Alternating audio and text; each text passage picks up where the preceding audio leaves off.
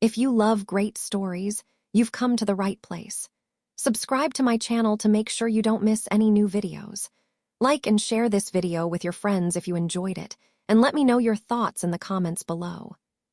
The day of the execution had arrived. The sky dawned gray, with no trace of the sun. A thick mist covered the Adams mansion gardens like a gloomy veil, almost symbolic. Luke, Wednesday, and Enid descended the stairs together just before 6 in the morning. Luke walked with a slight frown and squinted eyes, as if the light itself was a personal offense. "Why the face?" asked Wednesday with a slight tilt of her head, without breaking her stride. "It's vacation, and I have to get up at 6 in the morning," snapped Luke, who was far from being a morning person. Wednesday walked to his right, Enid to his left. Both glanced at each other and thought the same thing. Here we go. "Why do we have to go? Why do they do executions this early?" Luke insisted, dragging his words. "There are several reasons," Wednesday replied without changing her tone, completely used to Luke's morning complaints. "1, my father and mother are key members of the council. Even you are. 2, if someone tries to rescue them, we need to be there. 3, the time is normal. It makes sense for something this important to happen first thing in the day. You're the only one who hates waking up early." "I went asleep at 4. I slept less than 2 hours. Not even vampires live like this," muttered Luke, rubbing his eyes. It wasn't that he was lazy or anything, his schedule was just completely out of sync with normal people. Being an outcast with a green aura, you can function at full capacity with just an hour or 2 of sleep. Of course, it's not recommended over a long period, but for one day you'll be fine, said Wednesday. I know, murmured Luke with a grimace. He was in peak condition, but that didn't mean he liked waking up early or skipping sleep. "And on top of that, I'm going to have to eat your grandmother's food," he added. Wednesday slightly turned her head, raising an eyebrow. "Still not used to her cooking." "Of course not. Calling it cooking is an insult to professional chefs," replied Luke, recalling Eudora Adams' witchy concoctions, like yesterday's black soup with things that moved. "Then make your own breakfast," said Wednesday sharply. Luke scoffed. "You're so snippy today. Could you be in a bad mood from waking up early, too?" Enid, who had been listening with an amused smile, chimed in a light voice. "If you want, I'll make you your favorite breakfast. Scrambled eggs with bacon, toast, and raspberry jam, right? We've got time." Luke looked at her with a mix of surprise and gratitude. "Really?" "Of course," Enid nodded cheerfully, as if it were a small victory. She could tell he was tired, grumpy, or both, and she also knew that small gestures were a silent part of her plan to win him back. "I accept, thanks," said Luke, nodding with a slight smile. Then he turned to Wednesday with a raised eyebrow. "See, that's how you should act." Wednesday shot him a death glare. "I'm not your mother, and I'm not going to feed your laziness over something as basic as frying a couple of eggs." "Hey, I'm not lazy," grumbled Luke, placing a hand on his chest as if carrying the weight of the world. "It's already enough to be the pillar of this war. Do you have any idea how stressful it is to carry the fate of humanity?" To be fair, he wasn't exaggerating much. Since the days of Nevermore, Luke had been the greatest scourge of the Spellmans. He had not only exposed them, but also killed demons and personally eliminated several of the Spellmans' key figures. Yes, you could say he was the axis of the resistance.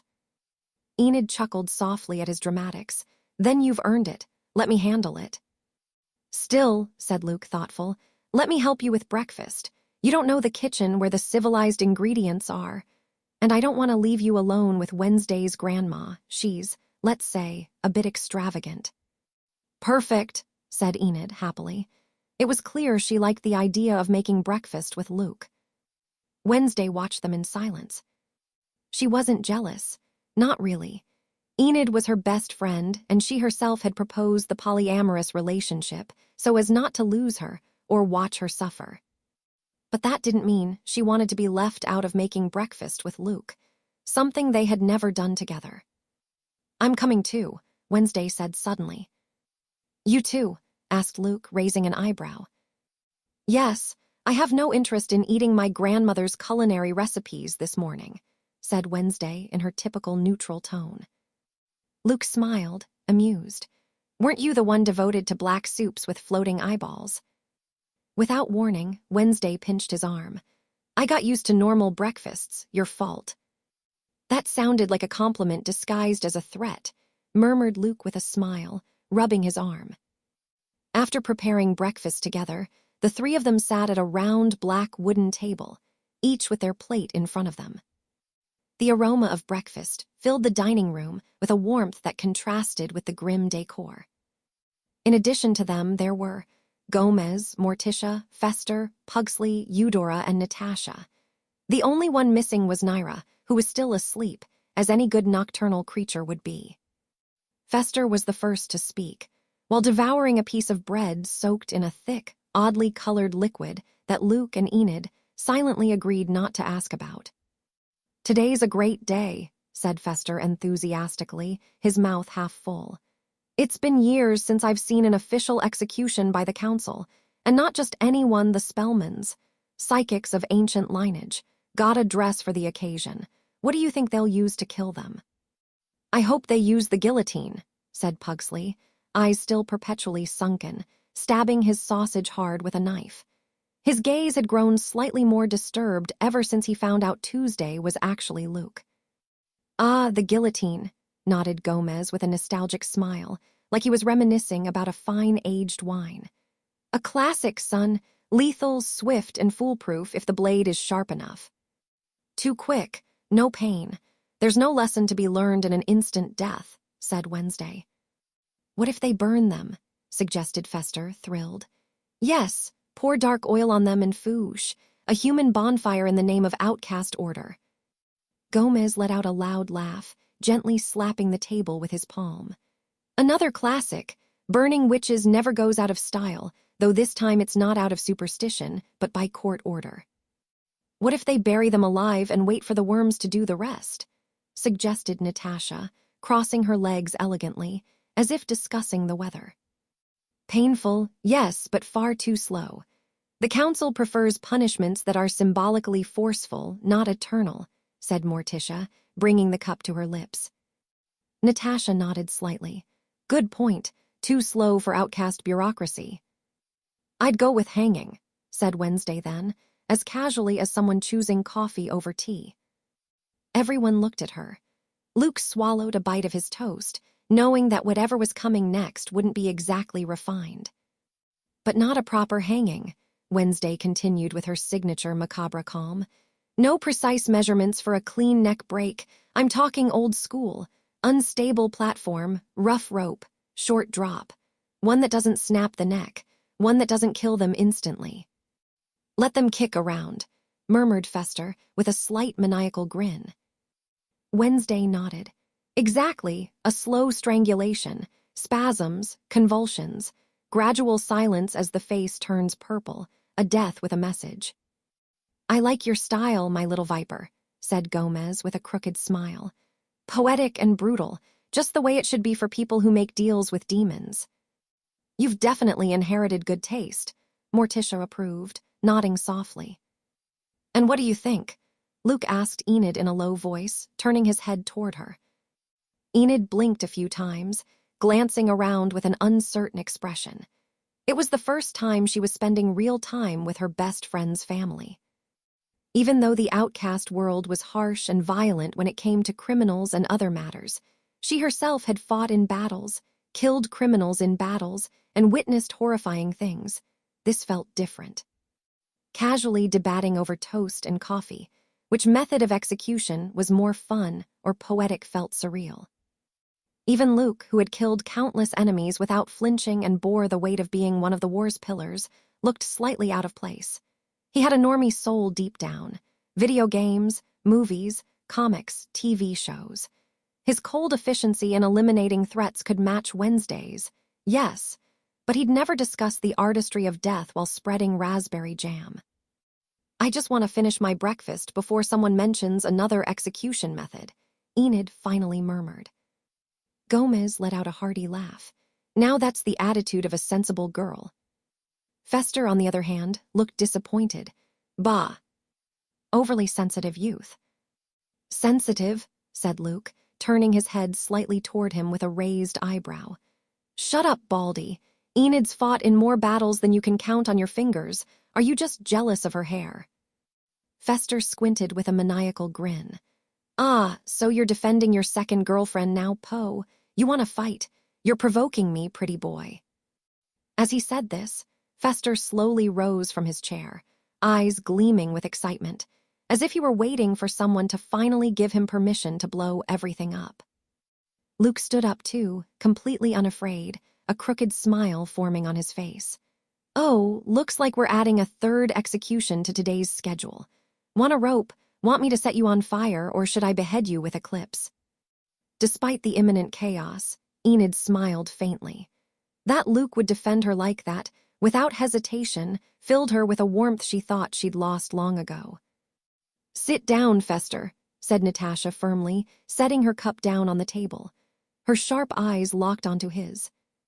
Fester tensed for a moment, then slumped his shoulders like a scolded child. All right, just because you asked, Natasha, he mumbled, returning to his seat with a foolish grin, clearly delighted she had addressed him directly. Luke looked at him with a disdainful grimace. What a simp, he thought, and just as he was about to fire off another insult, a cold voice cut through the air. Luke, don't make trouble. Wednesday didn't raise her voice, but that unshakable firmness only she possessed was enough. The last thing we need is a fight that destroys the entire kitchen. Luke glanced at her sideways, defiant. And what if I want a morning fight? Why should I listen to you? Wednesday didn't blink. I can't force you to do anything, but you know I can revoke certain privileges once night falls. Luke raised an eyebrow, his expression a mix of scandal and amusement. Did you really just say that in front of your whole family, while we're having breakfast? I find it an efficient way to enforce discipline, said Wednesday, sipping her coffee like it was the most natural thing in the world. Luke made a face and muttered under his breath, That's a new low. With a sigh, he sat back down, leaving the fight with Fester behind. Wednesday just shot him a victorious glance, saying nothing. After breakfast, they had a few minutes before it was time to leave. Happy? Luke asked, arms crossed, standing beside her as they waited for the others. Wednesday turned her face slightly. Happy, why? 2 people who murdered your pet are being executed today, legally. Isn't that great? Justice is finally being served, said Luke, with a slight smile.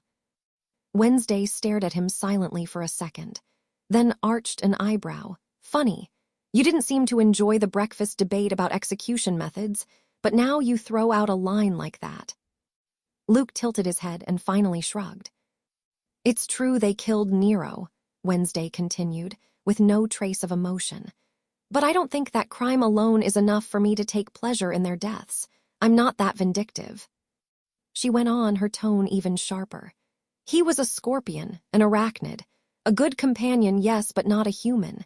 Their real crimes have nothing to do with me directly. They were accomplices in demon pacts, helped their family in recent attacks, and caused actual deaths. That's what condemns them, not my pet. All right, sorry, I was just saying, murmured Luke, raising his hands in mock surrender. Then he frowned slightly, feigning hurt. You're being really hard on me today. Was I that bad? As he spoke, he stepped a bit closer and gently wrapped an arm around her waist. Wednesday looked at him, and her expression softened just slightly. Her fingers slid down to his wrist, responding to the gesture even if she wouldn't fully admit it. No more than usual, I'm just a little anxious about the execution, and the possibility of a rescue, she murmured, low enough that only Luke could hear. Luke was slightly surprised to hear Wednesday admit she was anxious. Don't worry, if someone does come to rescue them and they get past the council's defenses, we'll kill them, said Luke softly, placing a hand on her pale cheek. Wednesday met his gaze with her dark eyes. Good, she murmured and nodded. The main headquarters of the council was located in North Maine Woods, a vast and remote forest in the northern part of Maine, over 800 kilometers, 500 miles away from the Adams Manor in New York. It was impossible to get there in time through normal means. But they didn't need normal means.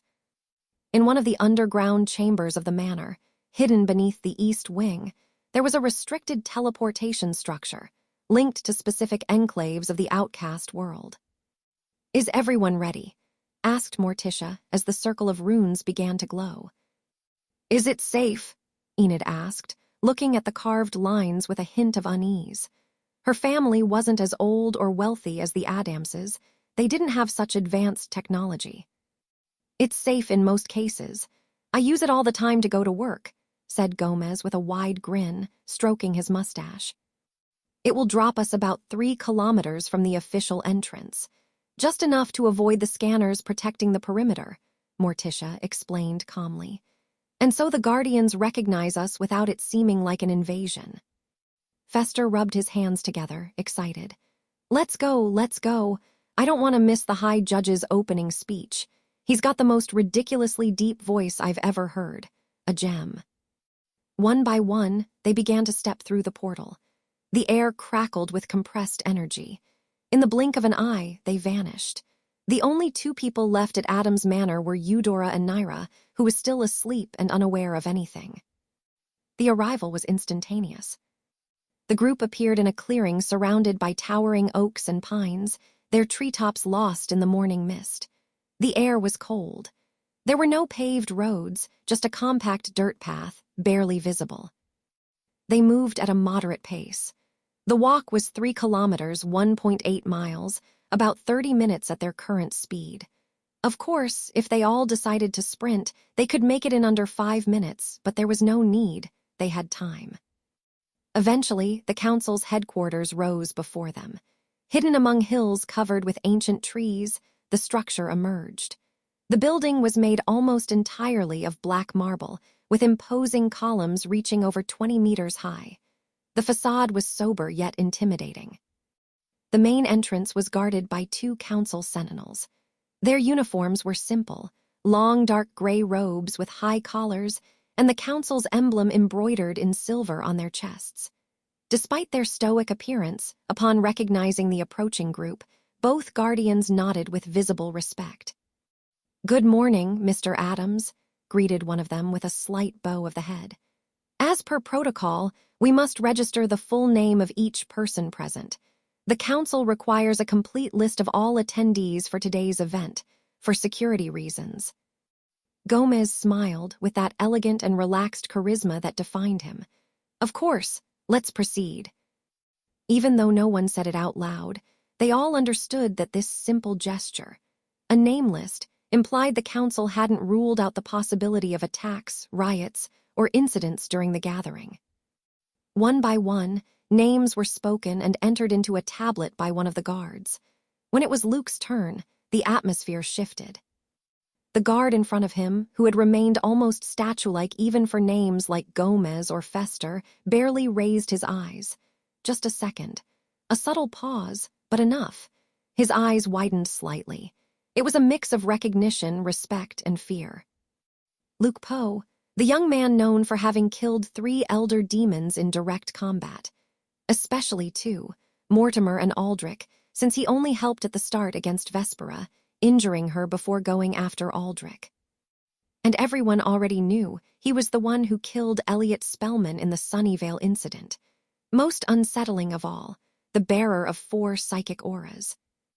3 was already considered borderline legendary.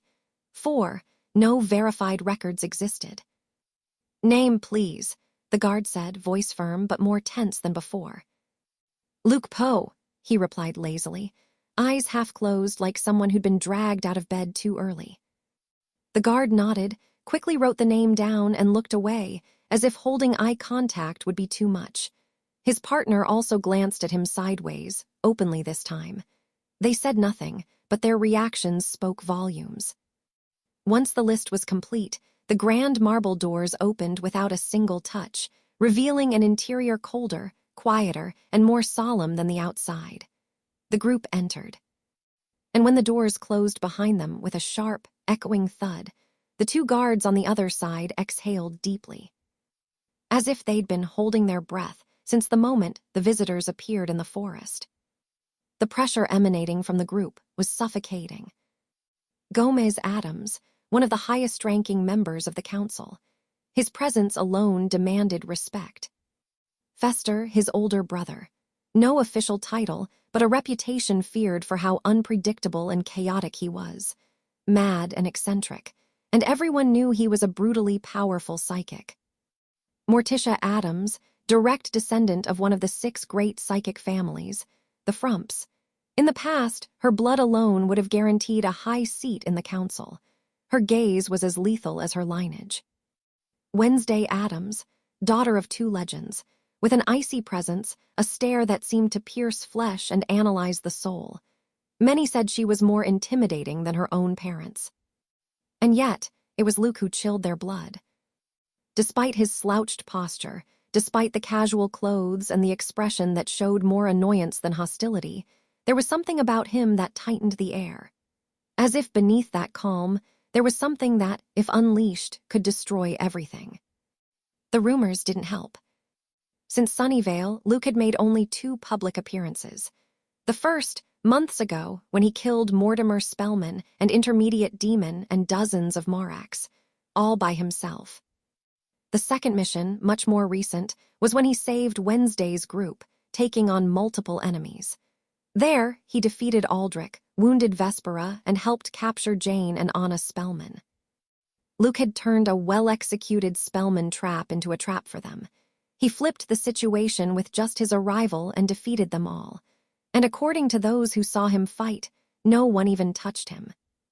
Within the council, few knew him personally, but everyone knew his name. Luke and the others walked down the central marble corridor, accompanied by the solemn echo of their steps. As they neared the grand exterior courtyard, more figures began to appear. Members of other powerful outcasts' families, psychics, werewolves, vampires, also minor houses and more normal ones, council officials, guards, and staff. Some wore dark robes, others more ceremonial attire. Everyone stepped aside upon seeing them. They stared in silence, some with respect, others with suspicion or fear, but none overlooked the group. Gomez and Morticia walked at the front. Fester strolled beside Natasha, speaking quietly about the execution. Enid, slightly tense, looked around. She wasn't used to these types of crowds. She searched for her older brother who worked in the council. Luke walked behind Wednesday, hands in his pockets, gaze weary. Around him, the air felt denser. That's when a group approached directly. The Frump family.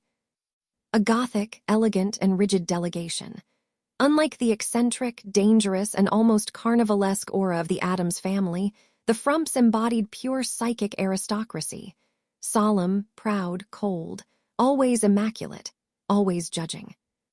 Leading the group was the matriarch, Cassandra Frump, mother of Morticia, grandmother to Wednesday and Pugsley, and mother-in-law to Gomez. Her white hair was perfectly styled, her expression stern, and her long, dark blue velvet dress gave her the bearing of a queen without a throne. At her side was her other daughter, Ophelia Frump, Morticia's older sister, wearing an expression that shifted between condescension and disdain. She was the perfect Frump, the one who never abandoned the name, the one who fulfilled her family duty. Standing next to Ophelia were her 2 children. Achilles Frump, the eldest, was imposing. He stood even taller than Luke, with a strong, athletic build and broad shoulders. His hair was short and dark, and his face bore a marked severity. His steel-gray eyes didn't waver. Unlike most, he didn't show the slightest discomfort when meeting Wednesday's gaze. There was no fear. Then came her daughter, Serafina Frump, a more traditional Gothic beauty who, unlike Wednesday, didn't inspire fear. Long, straight black hair, pale skin, and green eyes that stood out against her black eyeliner. She was the same age as Wednesday, Luke, and Enid. Her gaze was curious but also proud. She didn't look away, nor did she appear uncomfortable. The last to arrive was Ophelia's husband, Alaric, a man of minor noble lineage, tall, quiet, who had taken the Frump name as a symbol of unity with the family. The tension became palpable. Morticia straightened, her chin raised in a gesture of distant pride. Her mother stared at her sternly, as if her very presence here were an insult. "Mother, sister," Morticia greeted with a slight nod. "Morticia," Cassandra replied curtly, making no effort to hide her bitterness. Gomez, with his trademark charming gentleman's smile, inclined his head. "Always a pleasure to see you, Mrs. Frump." "It's not mutual," she murmured, without concealing her disapproval. The real issue had never been personal. It was political, symbolic. In the outcast world, marriages between members of the 6 great psychic families were rare and often frowned upon. Because when it happened, only one family kept the surname. In this case, Morticia had renounced her Frump lineage to take on the Adams name. With that, the Frumps hadn't just lost a noble-blooded daughter, they'd also lost 2 exceptional descendants. Wednesday and Pugsley were dual-aura psychics, and now they were Adamses. To the Frumps, that was a betrayal disguised as love. Gomez, despite his charm and his record as a demon slayer, had never earned his mother-in-law's approval. He was too informal, too passionate, too Adams. Wednesday stepped slightly forward, staring at her grandmother without blinking, then at the rest of her relatives. "Grandmother, aunts, cousins," she greeted in a monotone voice, slightly unsettling as she scanned them like she was evaluating whether they were traitors or allies in the war. "Wednesday," Cassandra and the other Frumps replied, all in the same flat tone. A brief, tense silence settled over the group. It was then that Cassandra slowly shifted her gaze and fixed her eyes on Luke. For several seconds, she simply observed him. She didn't greet him. She didn't ask who he was. She didn't need to. She already knew. Luke, who had until that moment been idly studying the vaulted ceiling, felt the intensity of her stare. He lowered his gaze calmly and met her eyes, raising a single eyebrow. Wednesday's maternal grandmother, Luke thought, a bit curious, knowing about the tension between the 2 families. He then cast a quick glance over the rest of the Frumps. It was the first time he had seen them in person. Their refinement was evident. Unlike him, dressed in casual normie clothes, they wore elegant dark robes with understated detailing. Achilles held his gaze, analytical, not defiant but not submissive either. Serafina, on the other hand, looked away the moment their eyes met, as if Luke's presence unsettled her more than she cared to admit. "Aren't you going to introduce me to your other family, Wednesday?" Luke asked aloud, not sarcastically, but with that lazy tone of his that carried a hidden amusement, barely perceptible. The kind of amusement only Wednesday and Enid could recognize, and which almost always ended up unsettling or provoking someone else. Wednesday glanced sideways at him. She didn't speak at first, but one eyebrow arched slightly, and her lips pressed together in resignation. She knew that if Luke was given even the slightest reason, he could turn any diplomatic meeting into a verbal skirmish. And unlike her father, who still showed a minimal degree of respect to Cassandra and company for being Morticia's family, Luke didn't bother pretending deference. Enid, a few steps behind, smiled faintly. She knew that tone. That was the Luke who got bored of solemnity and started playing with fire. "No need. You're not missing much," Wednesday replied. "Oh, come on, I insist. I want your grandmother's blessing for our relationship. I don't want to end up like your father," Luke said, stepping forward, his gaze mocking and aimed straight at Cassandra, as if her age alone made it obvious she was the matriarch. The tension in the air thickened further. Cassandra didn't respond right away. She looked at him with the same coldness she reserved for Gomez. "Just because you're different from Gomez doesn't mean I approve of the relationship you have with my granddaughter." "What a shame," Luke said in a clearly fake, disappointed tone, and everyone noticed it. "Well, she can't complain. I did try to get your blessing," he added. Then, without warning, he raised a hand and called out, "Oh, Pugsley, come here for a moment." Morticia, Gomez, Fester, and the others watched, not quite sure what was about to happen. Pugsley, a bit confused, walked over. "What is it?" he asked, lowering his voice. "Did you tell your grandmother?" Luke asked in a conspiratorial tone, giving him a friendly pat on the back.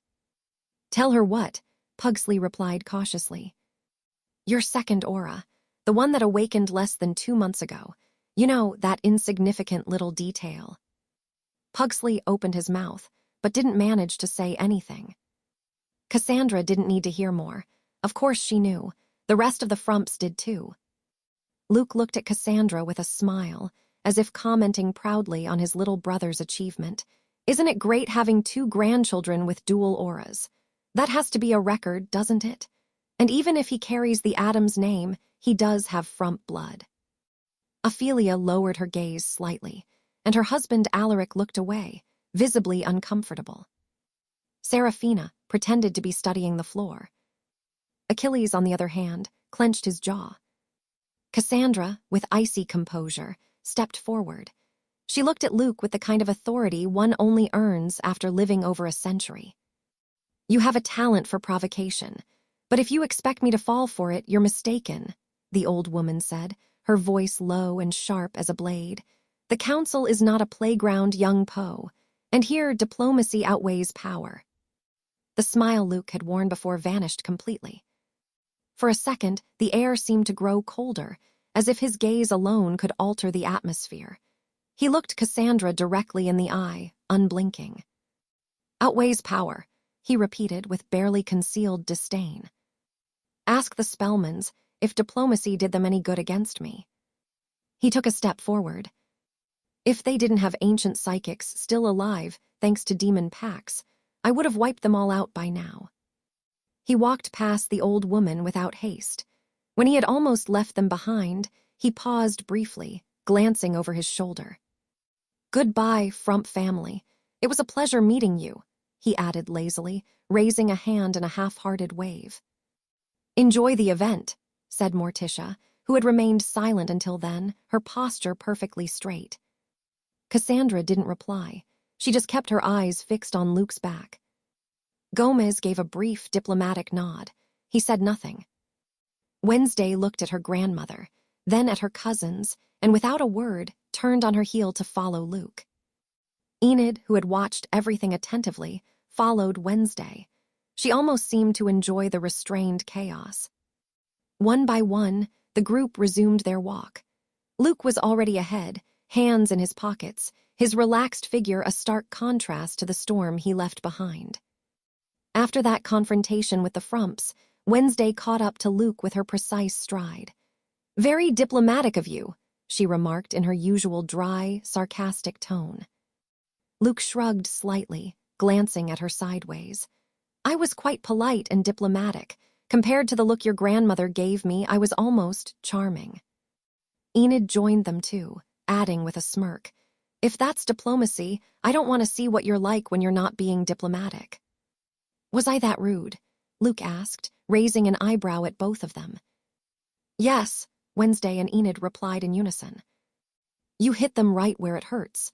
The fact that my brother and I carry the Adams surname," Wednesday added. "I have to admit, I liked how uncomfortable you made them. But sorry, Wednesday, I didn't really like your maternal grandmother," Enid said, hesitating for a second before speaking. "No need to apologize. I don't like her either," Wednesday said without a hint of hesitation. Then she looked at Luke. "Well done." Luke gave a faint smile. "Do I have your blessing?" "Stop pushing your luck and walk," Wednesday said, giving him a slight shove. They finally arrived at the courtyard, where the execution would take place. A vast, circular marble esplanade, open to the overcast sky. Rows of raised benches curved around a central platform. They weren't the first to arrive. Over half the seats were already occupied. Luke recognized familiar faces, Xavier and Ajax with their respective families. His maternal grandfather was there too, with Veronica and the rest of the Umbrio family. An attendant guided them to preferred seats with a direct view of the execution platform, spots reserved only for high-ranking families and key council figures. The execution was public. However, it wasn't the kind of event a normal outcast family would travel to attend, not with the dangers of a possible rescue or the heavy atmosphere filled with powerful figures. As he sat down, Luke noticed several discreet glances being cast in his direction. Xavier and Ajax waved at him from a few meters away, and he returned the greeting. When the clock struck the exact hour, nearly 100 outcasts people were gathered in that courtyard. The time had come. A stone side door opened silently. The High Judge of the Council made his entrance, walking with firm steps toward the central platform. His ceremonial robe was white. His face was stern, unmoving, like it had been carved from stone. Behind him, 2 prisoners were escorted in. Each wore shackles on their wrists and ankles. Beside them marched 2 hooded executioners, imposing figures radiating restrained psychic energy. Anna and Jane Spellman. Their faces no longer held the arrogance they'd shown the first time they encountered Wednesday at the Marlowe estate battle. They looked tired and resigned to their fate, perhaps holding on to a faint hope of escape. The High Judge stopped at the center of the platform, raised his hand, and the murmuring fell completely silent. His voice rang out loud and clear. Today, in the presence of representatives of the council and of outcast families of all ranks, we carry out the sentence imposed on Anna and Jane Spellman for the following charges. He unrolled a scroll and began to read slowly, crime by crime. Luke, who had been sitting with his arms crossed, sighed and sent a telepathic message to the chat he shared with Wednesday and Enid. Is it just me, or is this guy reading slower than a zombie trying to crawl out of its grave? It's not just you. I timed him. He takes 9 seconds to say each damn crime, replied Wednesday, the first to answer. At least his voice is soothing. Perfect for falling asleep during an execution, Enid commented. Yeah, should we just kill them and get this over with? Luke suggested. As diplomatic as ever. No, you'd only cause trouble. We need to stay alert in case of a rescue attempt, Wednesday replied. Do you really think someone's coming to rescue them? Enid asked. It was a reasonable doubt. They were at the council's central headquarters, the safest, most protected place in the entire outcast world. The defenses were supposedly top tier. Add to that the 100 attendees, including renowned figures like Gomez, Fester, Stalin, Morticia, and Luke. 3. A frontal assault would be suicide. Even if Edward Spellman showed up with all his ancient members and allies, they probably wouldn't make it out alive. Unless several people in the audience were traitors, ready to switch sides at the perfect moment. However, that seemed unlikely. I doubt any major players would attack head-on. I think they'll try a distraction. Who knows how many traitors are in the audience or something similar. Not a direct fight, Wednesday responded firmly, her eyes never leaving the platform. At that moment, the High Judge's voice boomed with greater force. And based on all the evidence presented, the council declares Anna and Jane Spellman guilty of all charges. The sentence is death. There was no applause, no murmuring, only silence. The 2 guards' executioners stepped forward, carrying ceremonial weapons. One wielded a scythe, the other a curved sword. The guards forced the Spellman sisters to their knees. Their heads were tilted forward, precisely positioned over blocks of dark stone. Everything was ready. The judge raised his hand to give the final order when suddenly, something shifted in the air. An invisible tremor, a nearly imperceptible wave. The most sensitive among them noticed it immediately. Luke was one of them. He jerked his head up abruptly. Wednesday and Enid followed suit, reacting to his movement. The gray sky trembled slightly, then tore open. As if something unseen was ripping through the fabric of the clouds, a low hum grew into a roar. And from the sky, creatures began to fall, first 1, then 3, then a dozen. Falling from impossible altitudes, like meteorites made of flesh and muscle. Luke, Wednesday, and Enid recognized them instantly. Morax. Grotesque, semi-alien beings, about 4 meters tall, with bulky bodies and shiny, viscous blue skin. Their glowing red eyes radiated inhuman hatred. Their small mouths were filled with needle-like sharp teeth. They had long, broad arms ending in black claws, bulging torsos, hunched posture, and they were falling by the dozens. The first ones hit the ground with devastating crashes. kicking up dust and cracks. The earth trembled. From the sky, Luke thought, frowning as he expanded his domain. He saw a massive number still falling, but not from a clearly defined point. That meant they were dropping from thousands of meters up. One of the Morax stood, its back cracking as if its bones were grinding. It lunged at the first person it saw, a council guard. The guard didn't hesitate. He activated a partial transformation, his right arm morphing into a hybrid werewolf form, muscular and covered in black fur. He launched a punch straight at the demon's face. The Morax's face caved in backward. Teeth flew in every direction, and a thick spray of blood splashed the ground. The shockwave from the impact split the ground beneath their feet. However, despite the obvious gap in strength, the Morak didn't die instantly, and something unexpected happened. The demon began to convulse violently. Its body twisted, shook, and exploded. It was a powerful detonation, as if it had a bomb inside. The guard's body was hurled through the air, torn apart, without even having a chance to scream. Fragments of stone, blood, entrails, and smoke spread across the area. That's when the chaos truly began. Other Morax were already getting up. Some charged on all fours. Others were already ramming into nearby outcast individuals. "Since when do they explode?" asked Luke, already on his feet, as were Wednesday, Gomez, and the others. "They must have some kind of demonic curse, or who knows," Wednesday replied vaguely. It was unusual for demons to act as kamikaze soldiers, but considering the Spellmans had possessed the demonic book for many years, they could have developed all sorts of twisted methods. "Do we have to kill them in one hit so they don't have a chance to explode?" Enid asked, watching the chaos. Since they were seated in the front row, none of the kamikaze demons had charged at them yet. "I suppose so, although that's no easy task," said Morticia, her gaze and tone serene, standing tall with perfect posture. While Morax weren't a major threat to intermediate-level outcast, that didn't mean they could be killed instantly with a single blow. Only the strongest could swat them down like flies. After all, they were still demons with great durability, creatures that had fallen from hundreds of meters and stood up as if nothing had happened. The guard Luke had seen clearly overpowered the Morak, but he likely needed 1 or 2 more hits to finish it off. He just didn't have the time. Luke, attentive, glanced at Morticia. He found it curious how calm she was. She was the weakest in the group, at least in terms of combat.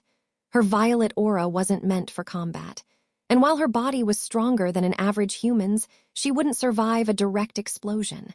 Maybe she trusted Gomez without question. Finally, some action, Fester shouted with a manic laugh. His body was enveloped in bluish electricity, and he shot forward like lightning. In less than a second, he was in front of a Morak rising through the smoke. The demon barely managed to turn its head before Fester smashed his fist into its face. A massive shockwave accompanied the impact. The Morak was stunned. Its neck cracked and part of its skull caved in, but it didn't die immediately. Fester noticed it at once. He clicked his tongue, and in a split second delivered a brutal upward kick. The Morak's body was launched into the sky. Half a second later, it exploded. A fireball burst in the air with a shockwave that shook nearby trees and kicked up dust, but hurt no one. Fester laughed like he was having the time of his life. Tough bastards. They trigger the explosion the moment they're dying. The window is under a second less. You have to kill them instantly, no time for them to suffer. He shouted loudly so everyone could hear. It wasn't enough to be stronger. It wasn't enough to hit harder. You had to be lethal on the first try. Luke stopped being a spectator. He raised his hand as if grabbing something invisible. A faint tremor warped the air, and in an instant, a clips appeared in his grip. The hilt fit perfectly between his fingers. Without moving his feet, Luke twisted his wrist slightly and slashed. From the black blade, a visible telekinetic wave shot out, a sharp white line tearing through the air at supersonic speed. Just as it reached its target, a Morak fell from the sky and was sliced clean in two, like hot butter. 2 blue halves crashed to the ground.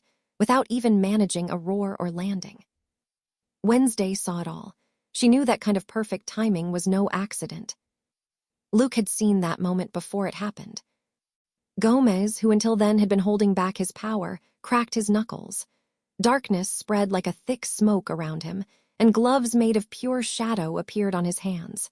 He struck the first Morak with a clean blow to the head, instantly killing it before it could explode. Wednesday, Enid, Natasha, Luke said without looking at them, keep an eye on the Spellman sisters. In this chaos, they might try to escape with that teleporting demon. Wednesday nodded without arguing. Enid had already moved to the edge of the platform, her instincts alert. Natasha also approached from the opposite side. While they could beat a Morak in a fight, they couldn't kill them instantly, meaning the creatures would explode. So it was best to leave the killing to Luke, Gomez, and Fester. Then Luke vanished, using shambles. He reappeared over 30 meters away, directly above 3 Moraks just getting to their feet. The blade of Eclipse shimmered with condensed telekinetic energy. 3 Moraks were beheaded in a single second, no chance to explode. Luke moved like a sharp-edged shadow across the battlefield, flying at high speed. His sword, packed with telekinesis weighing tons, killed Moraks instantly. With his clairvoyance, he could see the perfect moment to strike, even as they fell from the sky. He was a hyper-efficient demon-killing machine. Every strike was instant death, zero margin for error. More lethal than all the others, including Gomez, Fester, Stalin, and other powerful marginalized warriors.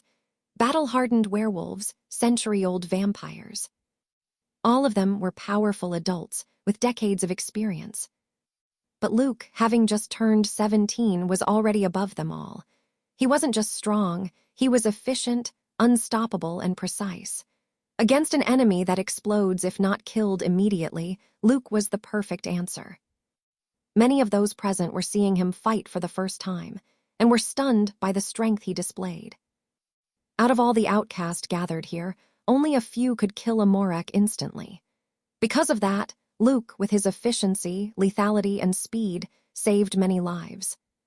While slaughtering Moraks left and right, he kept an eye on Anna and Jane Spellman. Not because he didn't trust Wednesday, Enid, and Natasha, just in case. The High Judge continued watching the scene, his expression hard and brows furrowed. At one point, Luke noticed 4 new shadows falling from the sky. 4 Moraks were descending like meteors, aiming straight for the center of the platform, where the judge, the executioners, and the prisoners stood. Luke was already looking in that direction, tracking the trajectory. He tightened his grip on Eclipse. 60%, he murmured. And then he struck. A single slash, but unlike the previous ones. This time, the slash extended like a beam of light and pressure, a brutal crescent that cut through the air in a straight line and shredded all 4 demons before they could hit the platform. The shockwave of the attack slammed into the ground. Debris flew, and the air quaked. The creatures' bodies crashed in different spots across the stage, their entrails and organs exposed. The High Judge looked down at the remains of the Moraks and made a decision. He turned toward the executioners and shouted, "Execute the condemned. They cannot be rescued." The executioners did not hesitate. One raised his scythe, the other his curved sword. The blades fell, and the bodies of Anna and Jane Spellman were left headless. Few actually witnessed their deaths, as the fighting continued, with explosions still erupting here and there. Thanks to Luke, Gomez, Fester, and other powerful outcasts capable of killing with a precise blow, the explosions were minimal and the casualties contained. There were injuries, some deaths, but it wasn't a massacre. It could have been worse, much worse. When the last creature fell from the sky, Luke killed it instantly, appearing in front of it with shambles. Then, expanding his domain, he looked up. No more Moraks were falling. He approached Enid and Wednesday, his senses still razor-sharp. "That wasn't a rescue attempt," Wednesday said. Luke looked at her, waiting for her to continue.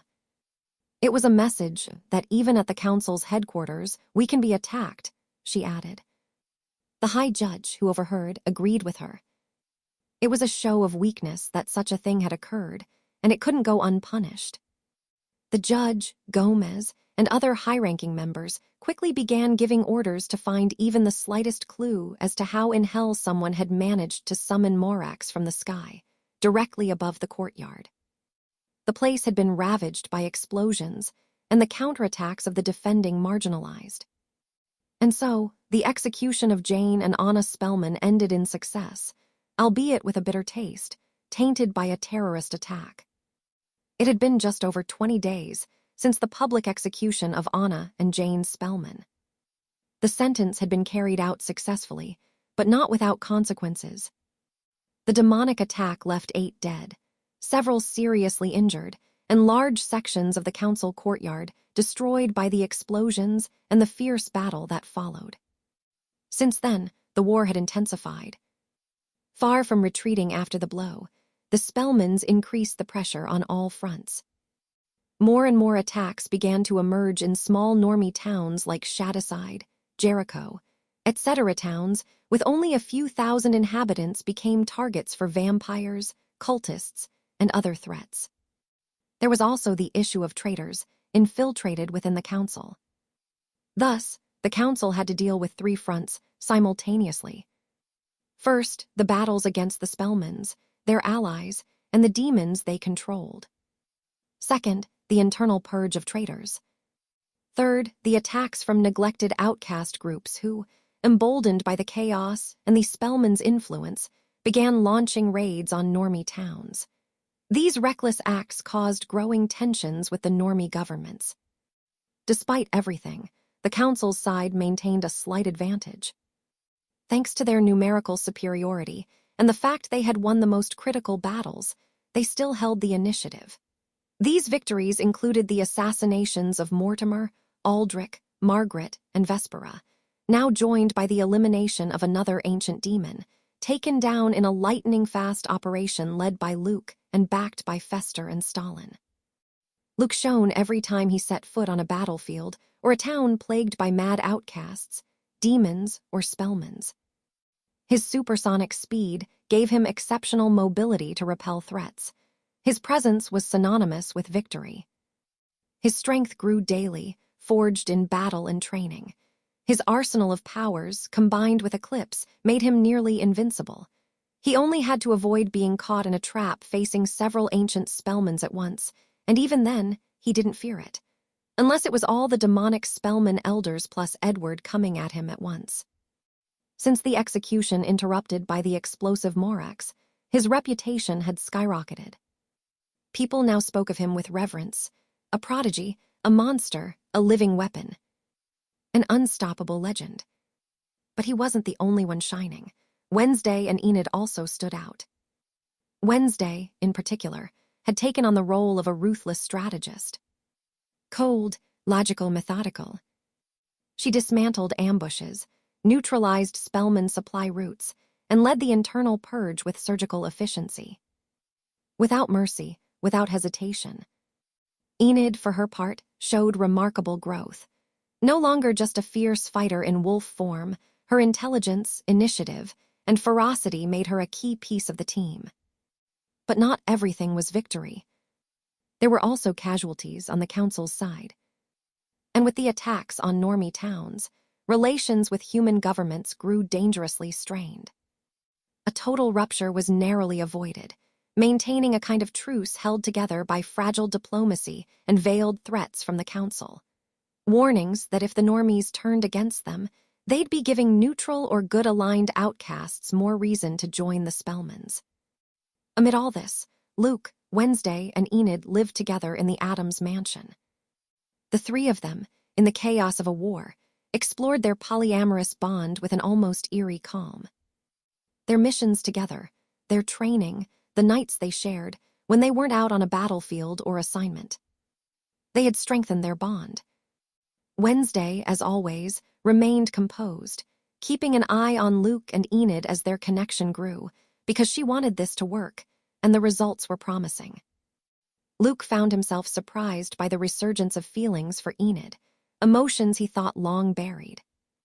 Enid, brave, tender, and determined to win him back, step by step, and she was succeeding. Living together helped. So did sharing danger during missions. With each battle they survived, their bond grew stronger.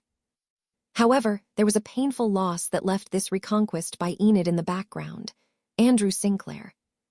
Enid's older brother, a Nevermore graduate from 2 years ago, experienced, strong, loyal. He died 2 days ago in combat. The news shook everyone, including Luke, who had known him. They had been teammates during Luke's first Poe Cup at Nevermore, the same year as the assassination attempt on the island. Back then, Luke had a good relationship with Andrew. Since Enid got back together with him, Luke had reconnected with the Sinclair family as well. At first, they were wary, understandably so, given the hurt he had caused Enid, but they soon accepted him again, including Enid's mother. All of them being werewolves, they understood the importance of a mate. Of course, it hit the Sinclairs the hardest, especially Enid. Yesterday was the funeral. It was small and private. A few Nevermore professors, Andrew's friends, and family attended. Enid didn't say a single word during the entire ceremony. Luke and Wednesday stood by her side. Today, one day after the funeral, though Enid tried to stay strong, her pain was obvious. She didn't cry in front of anyone, not even Luke or Wednesday. She didn't complain, didn't speak of it. But it was clear her energy was low, her eyes dim. The sadness and weight of loss clung to her. Thinking about the funeral the day before, Luke stepped out of the bathroom with a towel around his shoulders and his hair still damp. He had trained with Wednesday and Enid just an hour ago. They had performed well, though Enid hadn't been at her best.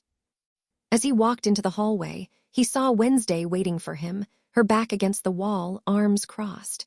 Her expression unreadable. "She's sad," Wednesday said bluntly. "Go to her." "A command, strategist?" Luke asked, raising an eyebrow with a faint smile. "A request. I'm not good at that," Wednesday replied without hesitation. "That's not true," Luke countered, stepping closer as he dried his neck a bit. "You've comforted me more than once." Wednesday stared at him without blinking. "You're different." "Different. With you, I can comfort you in physical ways. A kiss, a caress, a hug, or simply sharing silence under the same blanket. I don't need chatter, and I know myself I'm not the best with supportive words," Wednesday explained. Luke nodded, understanding. Wednesday and Enid were friends. She couldn't comfort her in the same way she did with him. "I wouldn't know how to do it without it sounding fake," Wednesday admitted. Luke stepped closer and gently placed his hand on Wednesday's waist, drawing slightly near. "You don't have to force it. You're already doing what you can, and trust me, just knowing you're there is enough for her, even if she doesn't say it." Wednesday leaned into him, resting her head on his chest and placing her pale hands over his, still resting on her waist. "Leave it to me. You go shower or rest before we have to head back out or something," Luke said, leaning down to kiss her gently on the forehead. "All right, thanks. Go," Wednesday nodded, dipping her head slightly and pulling away from him.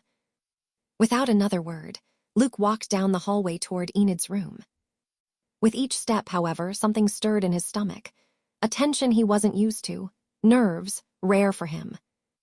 These past days with Enid had been good, very good. They had trained, fought side by side, laughed, shared little things like before. And he knew it, she had done the unthinkable, rekindled something inside him that he thought was lost. Affection, tenderness, the love he once felt for her. But they hadn't kissed. They still hadn't crossed that invisible line. There had been gestures, long glances, a touch held a bit too long, but nothing more.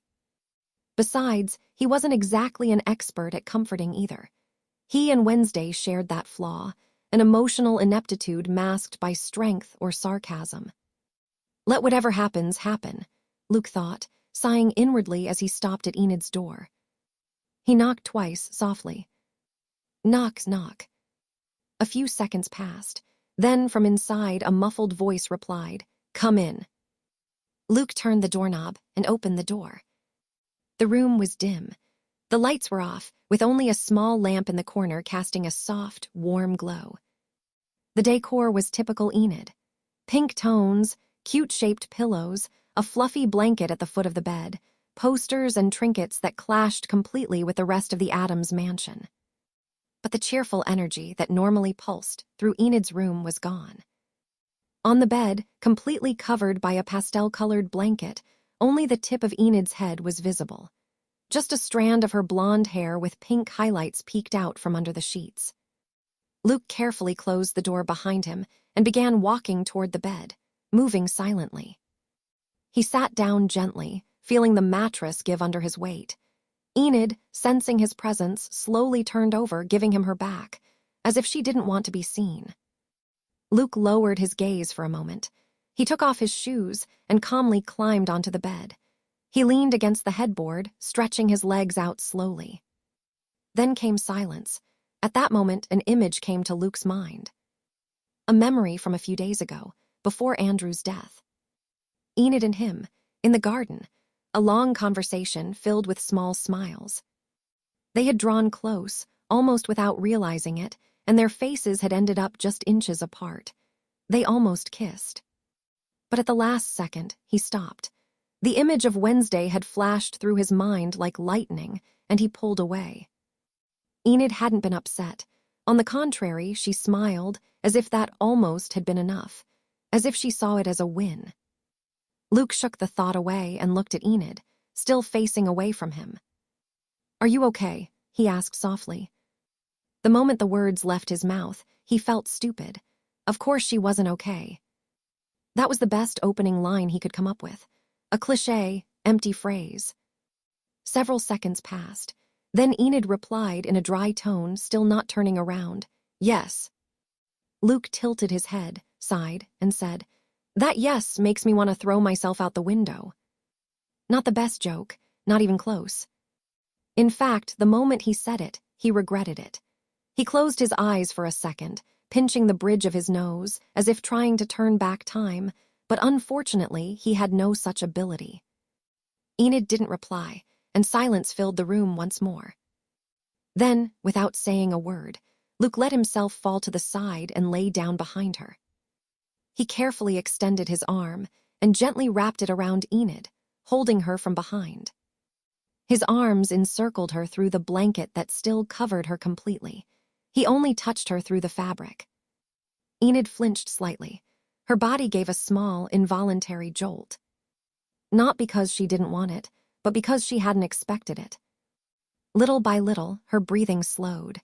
She didn't speak. She didn't turn around, but she didn't pull away either. "Enid, I love you," Luke said, breaking the silence after a few seconds.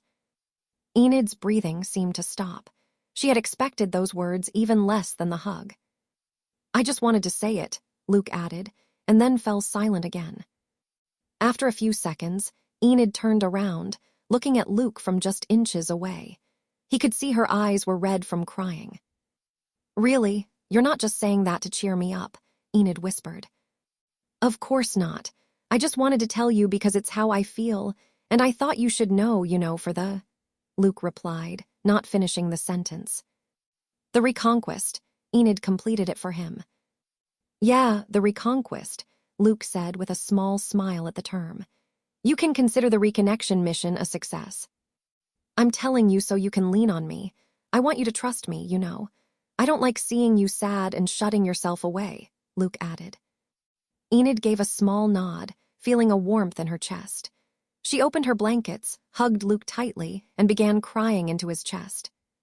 Luke simply held her and stayed silent, letting her release everything, and not do it alone. After a long while, Enid stopped crying. She pulled back slightly from Luke's chest and looked into his eyes. "I love you too. I think you already knew that." Luke smiled softly. "Yeah, but it's nice to hear it from you," he said as he gently wiped away a few tears from her cheeks. They stared at each other for a moment, until Luke leaned in slowly and finally kissed her. When they pulled apart, Enid looked at Luke but said nothing. She curled up against his chest again and hugged him tightly, falling asleep in silence. Luke stayed by her side, not letting go. The following days gave no respite. The war continued with great intensity. Every victory brought an ambush. Every traitor uncovered revealed another. Wednesday maintained a firm grip on the strategic board, while Enid slowly regained her energy. The reconquest was complete. One night, a typical mission arrived. A normie town up north, near the Canadian border. Barely 5,000 residents, roughly 2,000 kilometers away. Recent disappearances, local police patrols that never returned. There were reports of blood-drained bodies, houses marked with strange symbols, and people claiming to have seen shadows walking across rooftops. Luke volunteered without hesitation. "I'll handle it," he said calmly. Wednesday frowned. Enid looked up from the map. "You could take us," she said, not demanding, just offering. "No, you two should rest. I'll be more than enough," Luke replied. Noticing Wednesday's usual skeptical look at his confidence, he added while meeting her gaze, "If things get complicated, I'll break your father's and uncle's stones." "You better," Wednesday said with a nod. No matter how strong his track record in battle was, she always worried about Luke's safety. And with that, Luke set off. The night was mild. Luke's body flew like an arrow in a straight line, piercing through dark clouds at impossible speeds. His telekinesis, now capable of moving up to 35 tons, allowed him to fly faster than ever before. He was a human projectile, surpassing the speed of sound.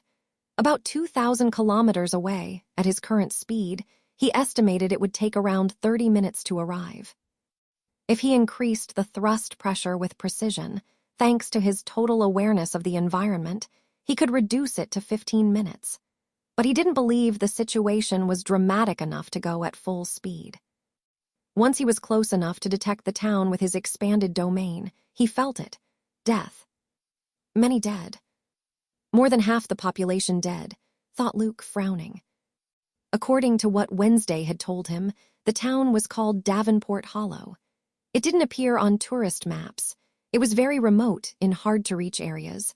With luck, it might have a population of around 5,000. Even so, the internet exists, and if suddenly more than 50% of a town is dead, it would clearly draw attention. This will bring a lot of trouble with the normie government, thought Luke, irritated by the problems to come and also by the slaughter of innocents. He never considered himself a hero, but witnessing such a massacre did stir fury toward the perpetrators. When he arrived, he flew low, noticing that there were no lights on the main street. Normal. The houses were small, there were closed factories, a police station, a high school, and a cemetery atop a hill.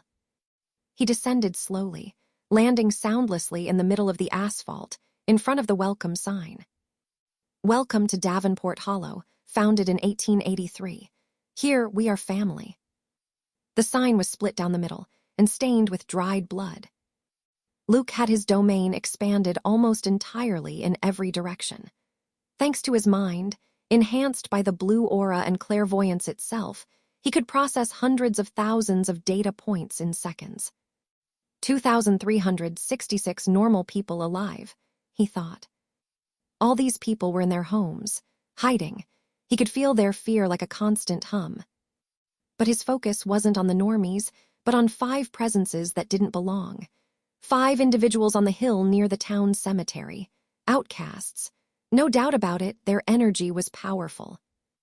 Always the cemeteries, thought Luke with a grimace, narrowing his eyes. He noticed they'd been on alert since he arrived in the town. They were aware of his arrival, and still they didn't flee. They were ready. Maybe they even knew it would be him.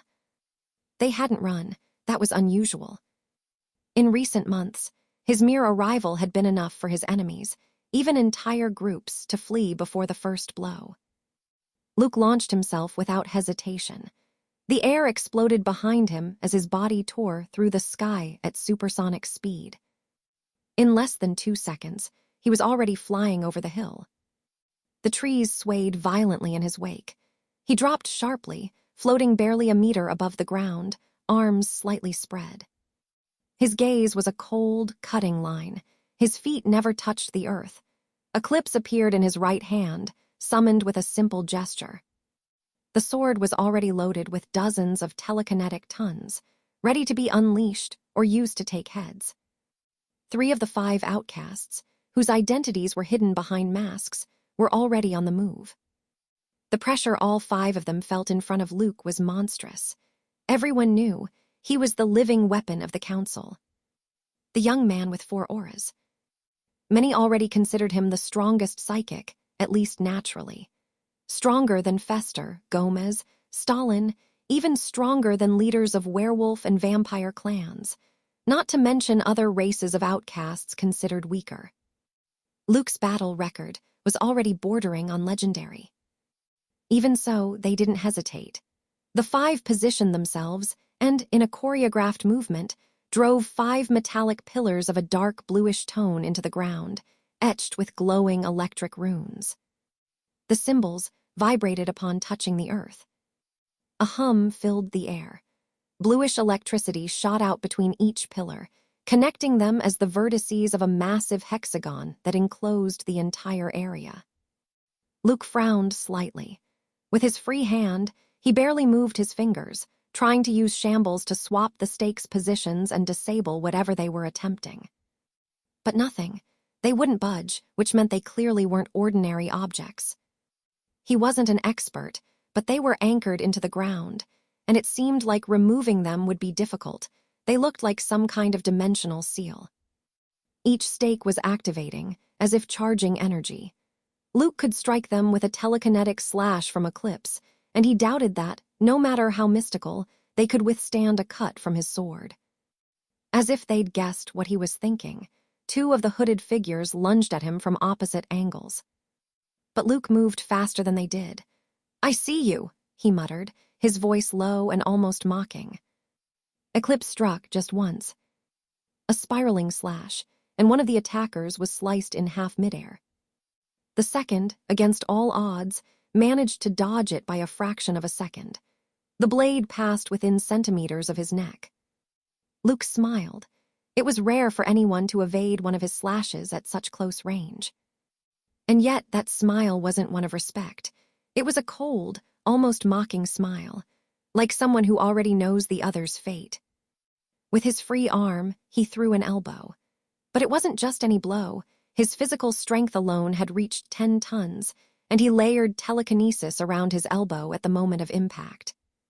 The strike collapsed the enemy's torso with a sickening crunch. Blood, ribs, a choked groan. The outcast flew like a broken puppet, landing several meters away, twitching for a few seconds before dying. 5 seconds, 2 dead.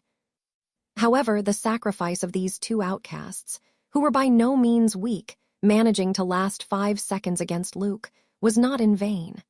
The stakes had finished charging. The hexagon shone like an artificial sun, and in a blink, the space inside it collapsed. Luke felt his body being pulled by the distortion. Gravity twisted. The air shattered like glass. The energy from the stakes was forcing a teleportation. Luke tried to use shambles to teleport away, but it didn't work. He tried flying in a straight line at full speed in the opposite direction, but it was useless. It was as if reality itself was sucking him in. "Tack, cowards," he muttered in frustration, realizing he wouldn't escape. But in that instant, as he was already being swallowed by the distortion, he launched one last attack. A final telekinetic slash, an invisible strike, charged with all the power he had stored in Eclipse's edge. The 3 remaining outcasts, seeing the attack, stepped back. "Dodge it," one of them shouted. And they did, or so they thought. Because midway, the slash split into 2, as if Luke had programmed it with his clairvoyance. One of the blades flew like a serpent of energy, cleanly decapitating the nearest outcast. The head spun through the air, a look of horror frozen on its face, unable to believe it had died this way, with the mission technically a success, before crashing to the ground. The other blade twisted violently and severed the right arm of another outcast, who fell to the ground screaming, soaked in his own blood. The seal closed. Space collapsed in on itself, and Luke vanished without a trace. Only 2 outcasts remained alive. One of them, illuminated by the faint blue glow of the still-smoking stakes, gasped on his knees, not a single drop of blood on his body, yet his eyes bulged in shock. The other writhed on the ground, clutching the stump where his arm used to be. The one who had survived unscathed had a pale complexion. They hadn't even faced Luke for a full minute, and they were nearly wiped out, barely able to dodge or activate their abilities. Just a few seconds of confrontation, and 3 elite outcasts were dead. He couldn't understand how a 17-year-old boy could carry such overwhelming pressure with every step he took. Everyone had heard the rumors about him, the whispers that he possessed 4 auras, something never seen before. Many said that meant he wasn't human, and tried to explain it by invoking demons like the Spellmans themselves. But it was hard to believe that a boy, the last of his bloodline, had gotten his hands on a demonic book and amassed so much power so quickly. Usually, such paths required dirtying your hands, murdering countless innocents, and it was known that Luke had never committed such acts. So the only option left was to accept it. He was a genius, some kind of chosen one. Now that he had faced him, he understood why so many considered Luke the strongest psychic alive. At least, without counting the demonic psychics of the Spellman family, especially Edward. But even then, Luke had already proven capable of killing several demonic elders on his own. So in a hypothetical battle between those two, no one knows exactly who would emerge victorious. "We did it. You think he'll die?" asked the one missing an arm, gritting his teeth to hold back a scream of pain. "I don't know," the other murmured, still trembling. "But going up against that many demons, it should be dangerous, even for him." A brief silence followed. They both stared at the space where Luke had once stood. "Let's go," said the uninjured one with a tense voice. "Now that he's out of the way, we need to join the final assault. Our part is done." And without looking back, they disappeared into the shadows of the hill, with the blood of their fallen comrades still fresh on the ground. The final battle had just begun. After being swallowed by that portal, Luke arrived in another place instantly. It was a brutal transition, a rupture in space that momentarily tore apart the perception of everything. But he adapted instantly. His feet touched damp ground, covered in moss and twisted roots. He was in a forested area, with towering trees like natural columns. The dark sky was filled with clouds that blocked the moonlight. With his domain fully expanded, he realized he was on an island. An island roughly 70 square kilometers in size, with no signs of human presence, completely uninhabited. But the important thing wasn't the isolation. The important thing was what surrounded him. Hundreds of presences. He didn't even need to use his domain. He saw them the moment he arrived. "Morax," Luke thought, staring at the hulking lesser demons, each over 3 meters tall. Among the trees and on the grass, they were countless, all staring at him as if they had been waiting for his arrival. Luke counted 1,001 Morax, to be exact. Some had a reddish hue, their berserker mode, indicating they were nearing a possible evolution. However, what drew the most attention were 4 presences that stood out even above the Morax. 4 intermediate demons. Luke analyzed the situation, his thoughts moving at incredible speed. Why had they sent him to face over 1,000 Morax and 4 intermediate demons? Was it a plan to kill him, or something else? He believed it was the latter. The Spellmans wanted him out of the way for a reason. He didn't believe they would simply sit still after this trap. Most likely, while he was being held on this hellish island, they were launching a large-scale attack. Which meant Wednesday, Enid. Natasha, Naira, and the others were in danger. As for Gomez and Fester's teleportation stones, he hadn't broken them for several reasons. First, he didn't know if, with the barrier, they would even work. But more importantly, he couldn't bring Gomez and Fester here with him. What would happen at Adams Manor if it was under attack, and suddenly its strongest defenders vanished? He'd be leaving Wednesday, Enid, and the others in a very dangerous situation.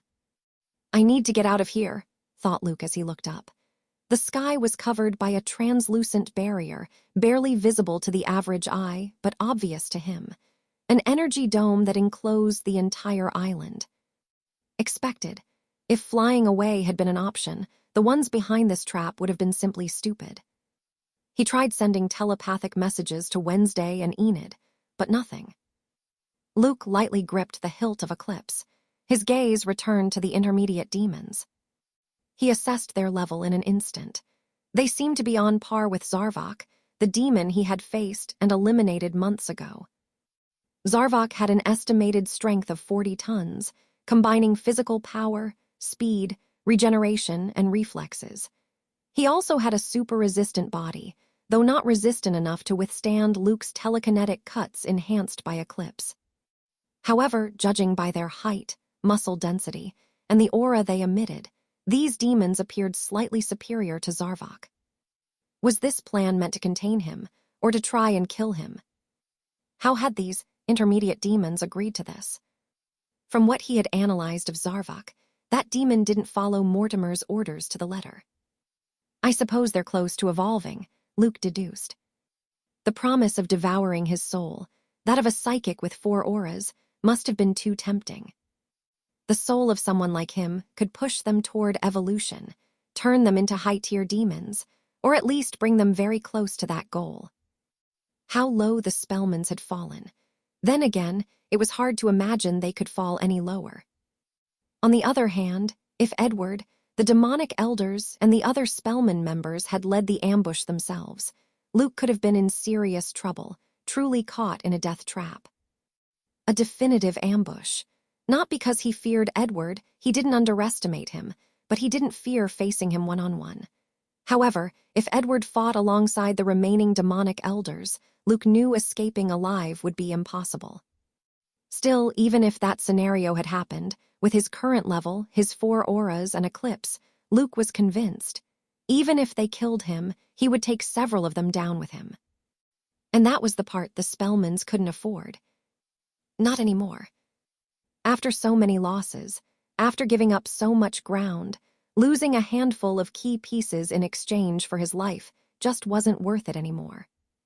It was safer for them to use demons who saw themselves as disposable tools. Even if he didn't die here, they could still strike a serious blow to the Council and its allies in his absence. But these intermediate demons had made a mistake in accepting such a deal. He wasn't the one trapped, they were trapped in there with him. Luke intended to make it out alive and quickly. Time was pressing. Let's see if their aspirations are worth the price, thought Luke, unafraid of facing more than 1,000 enemies. He could kill Morax like sheep in a pen. Eclipse began to vibrate. His eyes lit up with a halo of energy. The battle began before anyone noticed. A blink, and then a flash. Luke vanished and performed a single slash. Just one, 10 Morax fell, split cleanly in half like tofu. Luke appeared among them with Eclipse in hand, the blade humming with condensed telekinesis, not yet unleashed. He only released it when he needed a long or mid-range slash to expand. Shambles, Luke thought, and vanished again. He reappeared above another group of lesser demons. A flick of the wrist. Eclipse spun like a scythe and unleashed a wide telekinetic slash. This time, 20 fell. The translucent wave cut through dozens of trees in its path, kicking up dirt and dust. In then 5 seconds, 30 Morax had left this world. Right then, the nearby lesser demons began to move, like a swarm of insects throwing themselves at him to smother him. But it was useless.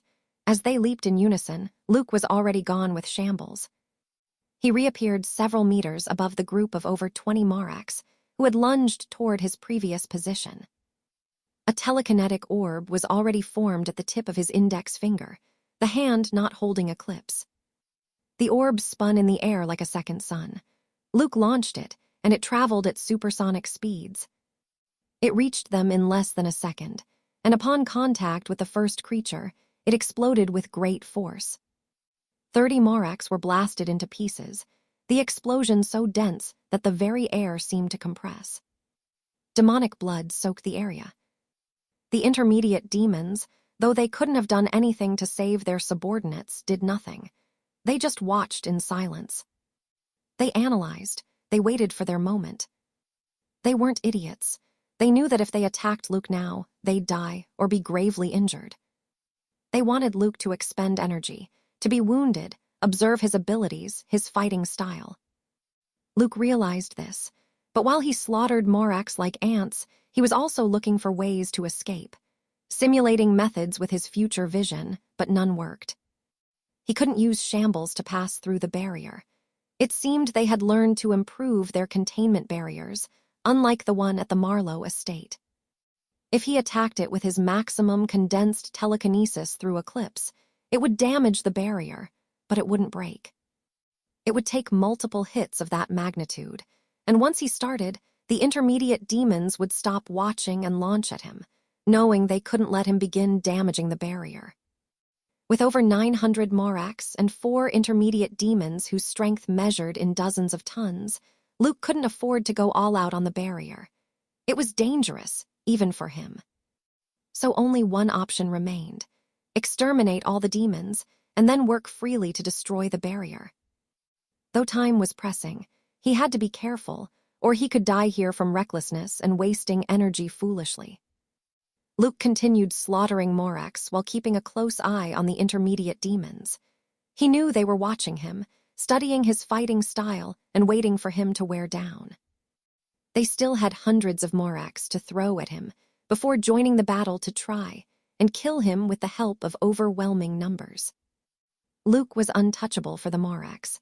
Before they could attack, he would vanish with shambles or move away with his supersonic speed. His shields also bought him enough time to escape without constantly relying on shambles, which consumed more energy. From above, the field looked like hell.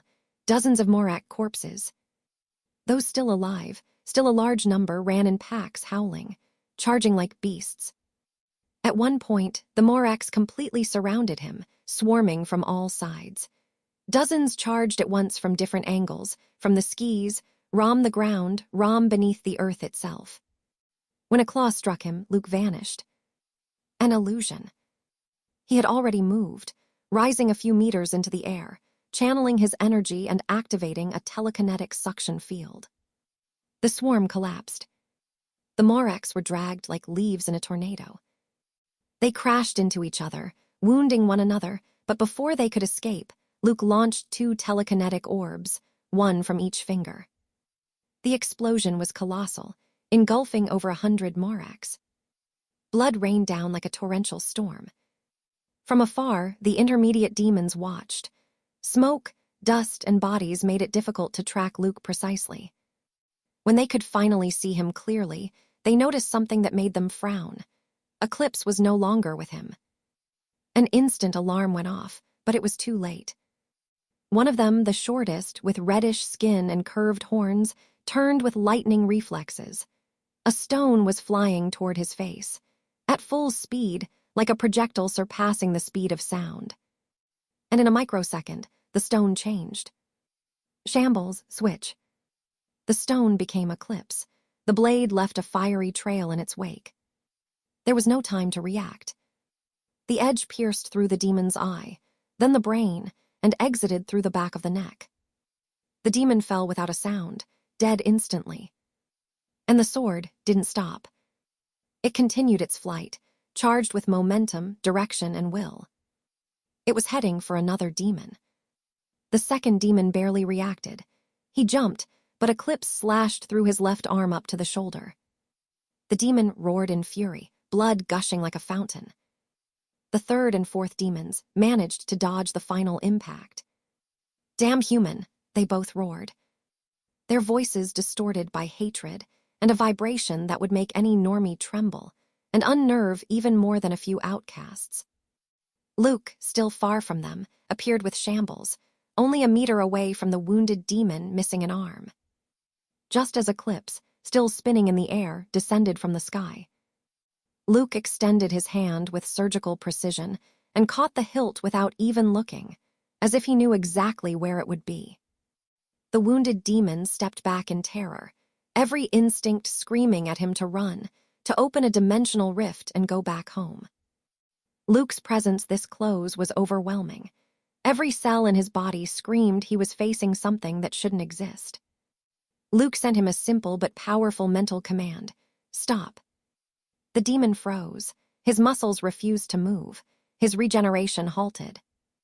And at that moment, Luke raised the sword with one hand and brought it down. A vertical slash, precise and devastating. The demon's body was cleaved in two, from the top of his skull to his groin. There was no scream, just a wet sound, and the body falling in two halves that sizzled with residual energy. All of it happened in a matter of seconds. 2 intermediate demons dead, and over 100 Morax annihilated. The 2 remaining intermediate demons stared at Luke. They couldn't deny it. That aura and pressure were real. It reminded them of the few times they had stood before a greater demon. Even so, they didn't flee. The scent of Luke's aura, so powerful, so pure, awakened a primal hunger in them. A hunger only demons know. If they devoured him, they would evolve. Perhaps they'd reach the next level, or at least get very close.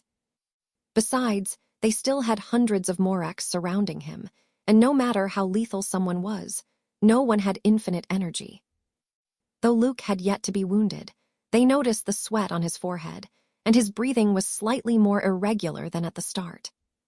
Luke smiled faintly, knowing the real battle was about to begin with hundreds of Morax, and these 2 bastards joining the fray.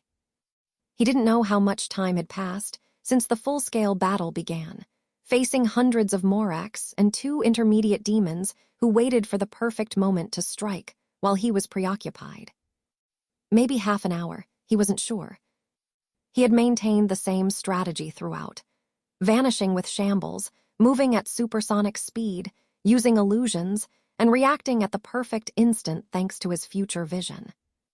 Every second, every millimeter was controlled with surgical precision. He had taken some cuts, minor wounds that were healed by his green aura. Nothing serious. Even so, his endurance had been pushed to the limit, and he had to remain precise at all times. But thanks to that same green aura, he managed to maintain the pace without falling behind. The last one's dead, thought Luke, gasping for breath. At his feet lay the bisected corpses of hundreds of Morax, like a battlefield-turned cemetery. A few meters away, the final intermediate demon, its head severed, eyes still open, lifeless. A clips was embedded in the ground. Luke leaned on its hilt like a cane. He breathed heavily, not from weakness, but from the overwhelming energy he had expended. A second passed, then another. He raised his eyes, the barrier, still there, almost invisible but not to him. Time to bring it down, thought Luke, yanking a clips from the ground. The blade began to tremble with stored power. He started charging it to the limit, telekinetic waves swirling around the sword, compressing to a critical point. If my calculations are correct, I'll need 3 or 4 strikes to break it, Luke thought, sighing inwardly.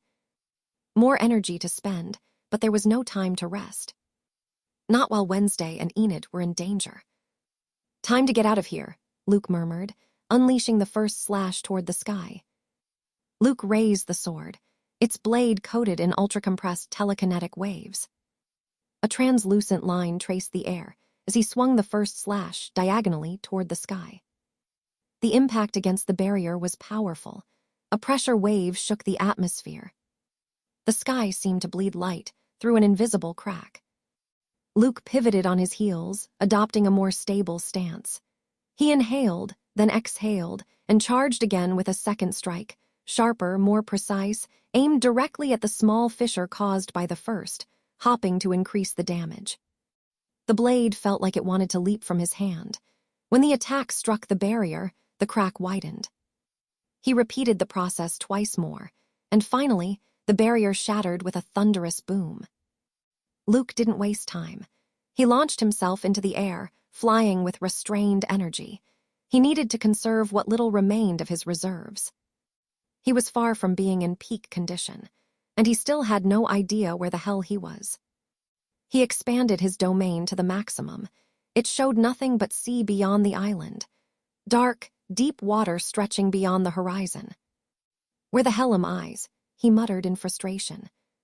His 360-degree vision picked up nothing but foam, waves, and a few low clouds. With no other option, he flew for several minutes at a moderate pace, but still fast by any standard. Until finally, at the far edge of his domain, he saw land. A coastal village with low houses. He landed quickly and used shambles to warp into an inhabited house. He didn't have time to search around and figure out where the hell he was. In the living room, a family of 3 turned their heads in shock at his sudden appearance. But before they could react in the slightest, Luke ordered them to sleep. The father slumped in the armchair, the boy dropped his head onto the table, and the mother collapsed onto the floor. Luke took the boy's phone and used his fingerprint to unlock it. Rather than waste energy digging through memories, it was better to use the internet. One good sign, the language was English. One bad one, upon opening Google Maps, he realized he was in Northern Ireland. In Cowminool, on the southwest coast of Ireland. Distance from New York, 5,023 km, about 3,121 miles, in a straight line. Luke didn't waste time. He took off following the directions on the phone, leaving the family unconscious and one phone short. To reach the town where those damn outcasts had ambushed him and sent him to the demon-infested island, he had to travel 2,000 kilometers, and he did it in 30 minutes.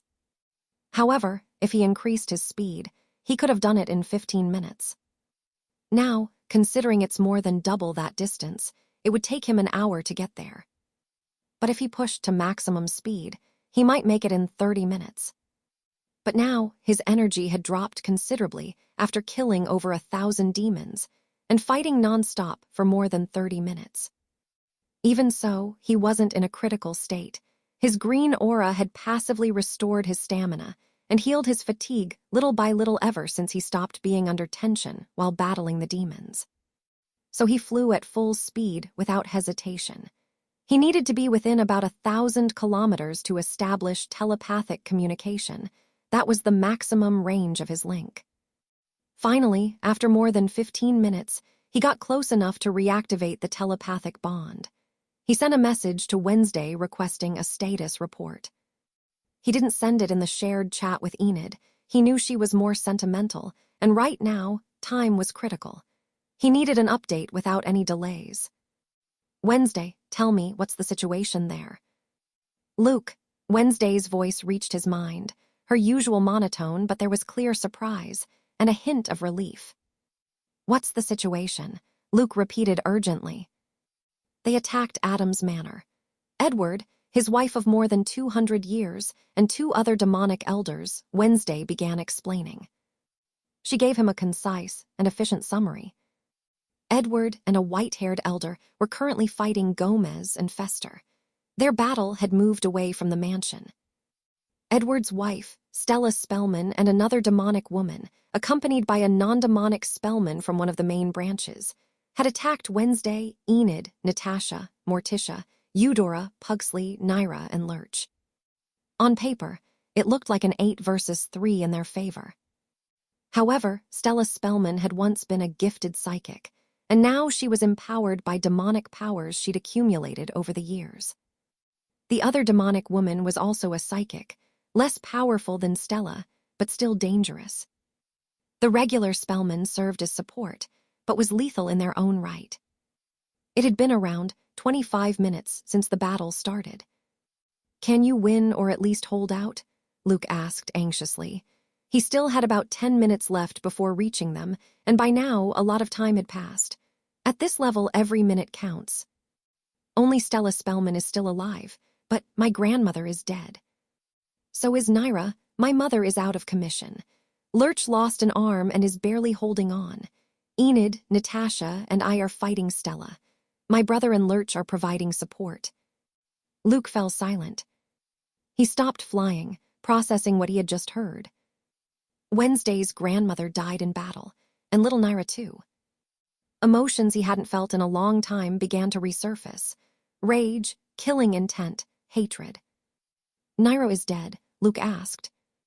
Yes, Wednesday confirmed, and immediately continued, guessing Luke's thoughts. You must help my father and my uncle. We'll take care of Stella Spellman. I promise you, Luke, we won't die. Luke was about to argue, worried for their safety, especially Wednesday's, Enid's, and Natasha's, but he said nothing. He knew Wednesday must be the one feeling the most hatred over the death of her beloved grandmother and Naira. And he also knew the battle, where Edward and the other elder Spellman were fighting, was critical. If Luke went to help Wednesday's group and Gomez and Fester were killed, they'd be screwed when Edward and the elder turned their attention to them. The absolute priority was to eliminate the mastermind behind all of this, Edward Spellman. If they managed that, victory would be within reach. But the fact that Wednesday and Enid were in danger still gnawed at Luke. Yet he had to trust them. They weren't damsels in distress who needed his protection 24/7. And he knew Wednesday wasn't an idiot. If she said they could handle it, it was because she truly believed they could win. Otherwise, she would have asked for his help if she believed the situation was critical and nearly unwinnable. All right, I'll go fight Edward. Be careful, I love you. I will. You be careful too, and don't do anything reckless. I love you, Wednesday replied. My father and uncle must be fighting in the heart of New York. That must already be a war zone, with hundreds of thousands dead from crossfire, she added. 1. Yeah, Luke muttered as he resumed his flight, his gaze icy, filled with vengeance. Tell Enid I'm okay. He didn't want to send a telepathic message directly to Enid. She was too emotional when it came to him. Considering she was currently battling one of the most powerful demonic elders, any distraction could prove fatal. I will, said Wednesday, and with that, their connection went silent. She had so many questions, like where Luke had been sent and whether he was hurt, but she knew there wasn't time for that now. Luke flew over the Atlantic at hypersonic speed, a white trail tearing the sky behind him. The roar of the wind was muffled by his telekinetic shield, protecting him from extreme friction. Every cell in his body burned from the accumulated tension and energy drain, but his will never wavered. At last, he could make out the silhouette of New York in the distance. Smoke rose like black tongues, and fire painted the sky red. Midtown Manhattan was a war zone. The skyscrapers, many now reduced to twisted metal skeletons, were covered in rubble, flames, and corpses. Some towers still stood, but others had collapsed under the force of devastating attacks. Shattered roads, overturned cars, scorched ambulances. On nearby bridges lay the bodies of police officers, soldiers, and civilians alike, victims of crossfire. Estimated casualties from collateral damage alone, collapsed buildings, high-impact assaults, explosions were in the hundreds of thousands. By now, not even the government could cover this up. This is what happened when some of the most powerful psychics in existence clashed without restraint in a city of millions. Through his clairvoyance, Luke could sense the lingering psychic auras in the air, the residual energy of unleashed powers. His enhanced eyes spotted them over 10 blocks from Times Square, at a completely demolished intersection where two battlefields were colliding. Fester and Gomez were bloodied and bruised, but still standing. Each was surrounded by his element, Fester by lightning, Gomez by shadows. Gomez was wielding the Atom's soul weapon, a black metal scythe shrouded in liquid darkness, with a blade that seemed to devour light. Each swing carved through the air, leaving trails of pure, absolute darkness in its wake. Fester moved like a living thunderbolt, vanishing in a blink and reappearing to strike with condensed energy that made the ground tremble. They were fighting with everything they had, but they were at a disadvantage. Mainly because of one man, Edward Spellman. Finally, Luke saw him in person, the man who had murdered his great-great-grandfather Edgar. The Spellman patriarch who forged the pact with demons centuries ago. He was cloaked in a dual aura, half fire, half ice. He could fly and possessed monstrous strength. He looked like a man in his early to mid-30s, with short platinum blonde hair and cold gray eyes. Beside him stood an older man, with a white mustache even bushier than Gomez's, a hunched frame that moved with the agility of a beast. His speed was inhuman, his flexibility unnatural for his age, his attacks lethal. The Spellmans were clearly in better condition than Gomez and Fester, although not at 100%. Still, Edward showed no visible signs of moderate or serious injury. Gomez was bleeding from his side, yet he still smiled, his teeth stained red. He slashed the air with his dark scythe, generating small black holes that absorbed incoming attacks. He merged with his shadow to dodge like a phantom. Fester vanished in flashes of electricity, attacking and disappearing like a raging bolt of lightning. Both of them were at their limit. Luke didn't hesitate. He moved at maximum speed, targeting the white-haired elder with a clips charged in telekinesis. The slash was aimed at the neck, with killing intent. But Edward intervened. In the blink of an eye, he blocked the blow with a reddish spear made of some incredibly durable metal. A shockwave exploded on impact, hurling debris and making nearby buildings tremble. The soul weapons recognized each other and repelled one another. The Spellman weapon, however, was weaker. It no longer pulsed with the might of generations before Edward. The Spellman bloodline had stopped feeding their relic. Because they never died due to their demonic pacts, the weapon no longer absorbed the souls of fallen family members. It was powerful, yes, but less powerful compared to the Poe weapon. Luke clenched his teeth, his strength surged, his telekinesis compressed further. He roared, a fierce exhalation, and shoved Edward with such force that he sent him flying more than 30 meters through the air, slamming him into a concrete facade that disintegrated on impact. But Luke didn't stop. He released Eclipse from his hand and, using telekinesis, launched it like a bullet exceeding the speed of sound. The blade tore through the air, leaving a trail of white fire behind it.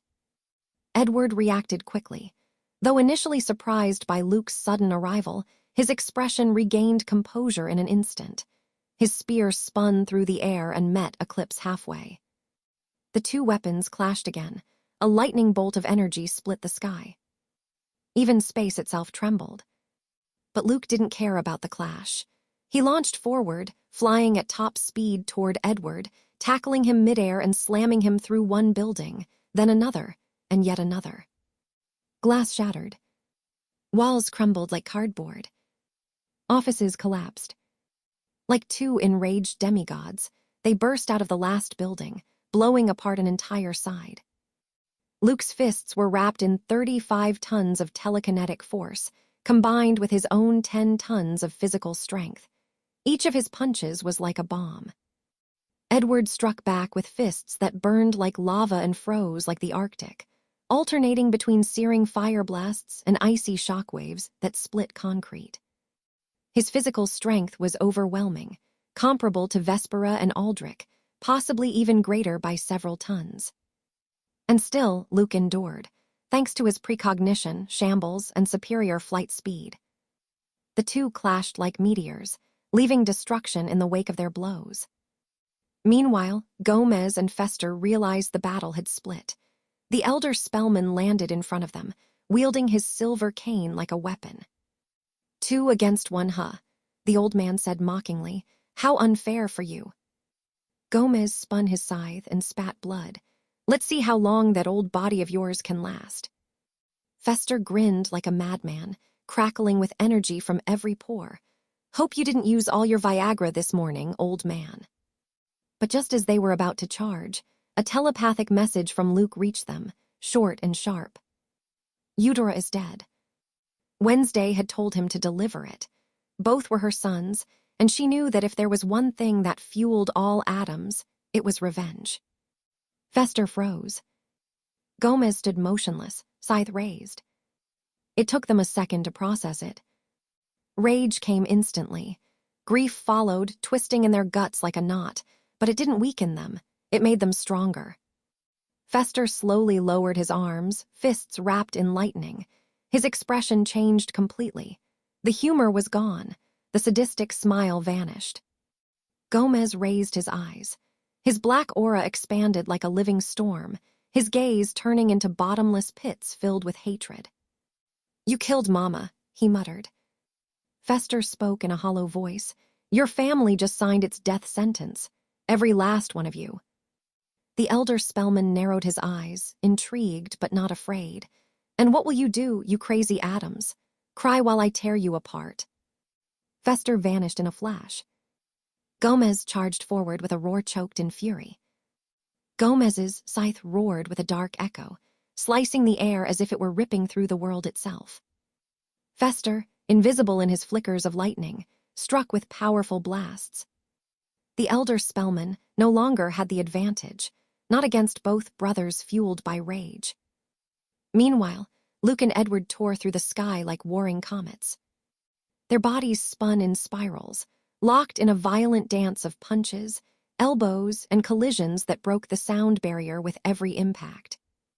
Luke's eyes never stopped moving, reading Edward's micro-expressions, predicting every strike, every feint.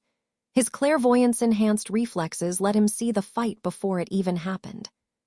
Each punch was an implosion of 35 tons of telekinetic force. Each dodge, a dance between life and death. Edward responded with freezing fury and searing heat. His aura split in two, half ice, half fire. With each impact, his body burst into steam. With each dodge, trails of frost lingered in the air. The atmosphere between them warped. With every clash, a shockwave burst outward. They soared over skyscrapers, sending hurricane-force winds that shattered windows, flipped cars, and panicked the normies of New York. They suffered small cuts from air friction, but both had healing powers. Luke's was natural. Edward's demonic. Luke's was more efficient, but Edward wasn't far behind. There was no need for words. No speeches, no dialogue, only the mutual desire to destroy each other. Luke clenched his teeth. He teleported Eclipse into his hand mid-flight, rapidly condensed telekinetic waves, and slashed at Edward, who barely managed to sidestep at the last instant. Though he dodged the lethal blow, a slice of skin on his arm was cut off like a piece of ham. Edward growled, and his spear materialized in his hand. He struck at Luke, who blocked with a telekinetic shield. The spear shattered the shield in an instant, but Luke was already there, using Eclipse to defend against the strike. The metals clashed, sparks flying. The force of the blow launched Luke backward dozens of meters, but he stabilized midair with telekinesis, avoiding a crash. The two continued locked in aerial combat, drifting northward by sheer inertia, traveling at absurd speeds. They flew over the Hudson River, leaving trails of steam behind them. They passed over forests, the trees bending violently as if a hurricane had arrived. And finally, they reached an uninhabited area, a vast lake surrounded by low mountains, more than 50 kilometers from New York. Here, nature was wild, and the normies would finally catch a breath. Luke landed violently, his heels digging into the ground, kicking up a cloud of dust and stone. Edward descended a few meters away, his spear resting on his shoulder, his torso bleeding from a cut Eclipse had managed to land. The slash hadn't cut him in half only, because Edward had vanished the moment the blade barely grazed him. Teleportation. No, it's ultra-fast movement, faster than a blink, Luke thought, wiping the sweat from his forehead. His body was bruised and covered in shallow cuts, but nothing fatal. Within seconds, his regeneration would erase them. His eyes remained locked on his enemy, focused. Both were breathing hard, but steady.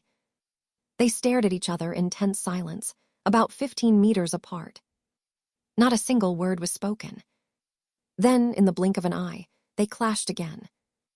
Luke swung a downward slash with his sword, whistling through the air like a guillotine, missing Edward by a breath. The blade carved the air, slicing through wind, earth, even the water of the nearby lake, which surged upward, whipped into a wave by the sheer force of pressure. Luke spun in midair, and with a gesture of his hand, the mass of water rose at his will. He shaped it telekinetically into a towering wall and hurled it like a tsunami toward Edward, who didn't flinch. With an outstretched hand, Edward released a blast of icy cold that instantly froze the water. Luke shattered the frozen mass with his telekinesis, turning it into a storm of jagged shards, which shot toward Edward like crystal bullets. Edward dodged at top speed, slicing through several with his spear, while stopping others with a single hand radiating extreme heat. Thousands of glittering fragments turned into a deadly storm, flying in all directions, tearing through trees, smashing rocks, and embedding like blades in the forest. The battle grew more brutal by the second. Every moment mattered. Each move could be their last. Luke dodged with surgical precision, thanks to his precognition and ability to read intent. He evaded a spear that would have skewered his chest by less than half a second. He deflected a wave of magma with a telekinetic shove. He stopped a blast of black ice just centimeters from his throat.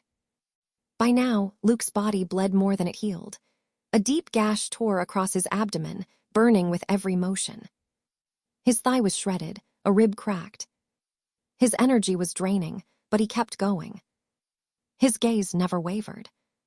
It had been a long time since he'd had such a demanding fight, where a single mistake could cost him his life.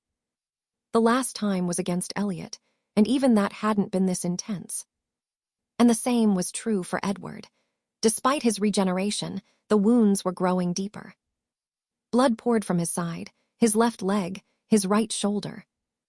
They kept fighting, flattening the forest, leaving behind craters, deep gashes in the earth. Some areas frozen, others burning like hell itself.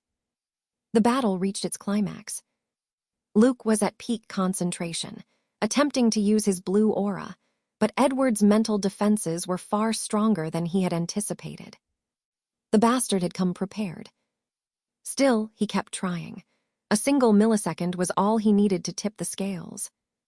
Edward lunged with his spear, now engulfed in magma, spinning it like a cyclone, cutting through the air and disintegrating the earth it touched.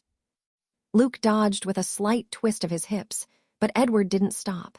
He moved as if his joints defied physics, twisting his body at an impossible angle.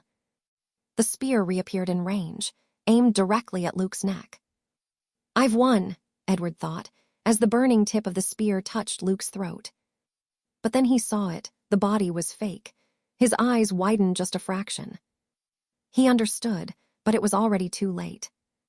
Luke had gained the millisecond he needed, managing to break through Edward's mental defenses for the first time in the entire battle, and planted a precise illusion at the perfect moment. Edward felt a shift in the atmosphere. Luke had reappeared above him, using shambles. In his right hand floated a sphere the size of a soccer ball, a telekinetic orb compressed with 35 tons of contained pressure. Luke spun in the air and came down with brutal force, slamming the orb into Edward's chest. "Got you." The impact was devastating. An explosion shook the air. Edward's chest caved in with a sickening crunch. The ground beneath them collapsed. Edward was sent flying like a cannonball into the earth, tearing through meters of dirt, rock, and roots. The shockwave ripped through the remaining forest. Nearby trees bent in the blast, and a crater over 10 meters wide formed on impact. A cloud of debris and energy engulfed the entire area. Luke didn't celebrate. He knew Edward wasn't dead. He had to act in that single moment of real vulnerability. Without hesitation, he raised his hand and launched Eclipse at full speed. The sword soared like a black comet, trailing fire and warped waves of energy, flying at Mach speed toward the crater where Edward lay buried in rubble. "Tusk!" Edward spat, standing with blood pouring from his chest. He hurled his spear, wrapped in magma and ice, just in time to intercept Eclipse before it pierced his throat. The clash boomed like thunder, both soul weapons locked in battle. Luke had Eclipse entangle himself with the spear and move away. His goal was to make sure Edward didn't have the weapon to defend himself. After accomplishing that, he launched himself like a projectile with a brutal, uncontrolled telekinetic current, shattering the sound. On his right arm, his telekinesis condensed into an invisible blade, a pure pressure saber, just like the old days when he didn't have a clips.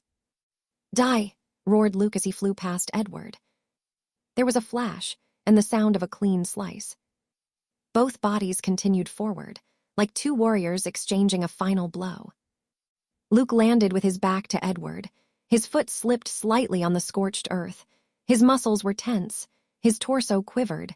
Something was wrong. And then the blood came. A burning hole had opened in his right side, charred flesh, scorched skin, and a thin line of black smoke rising from the wound.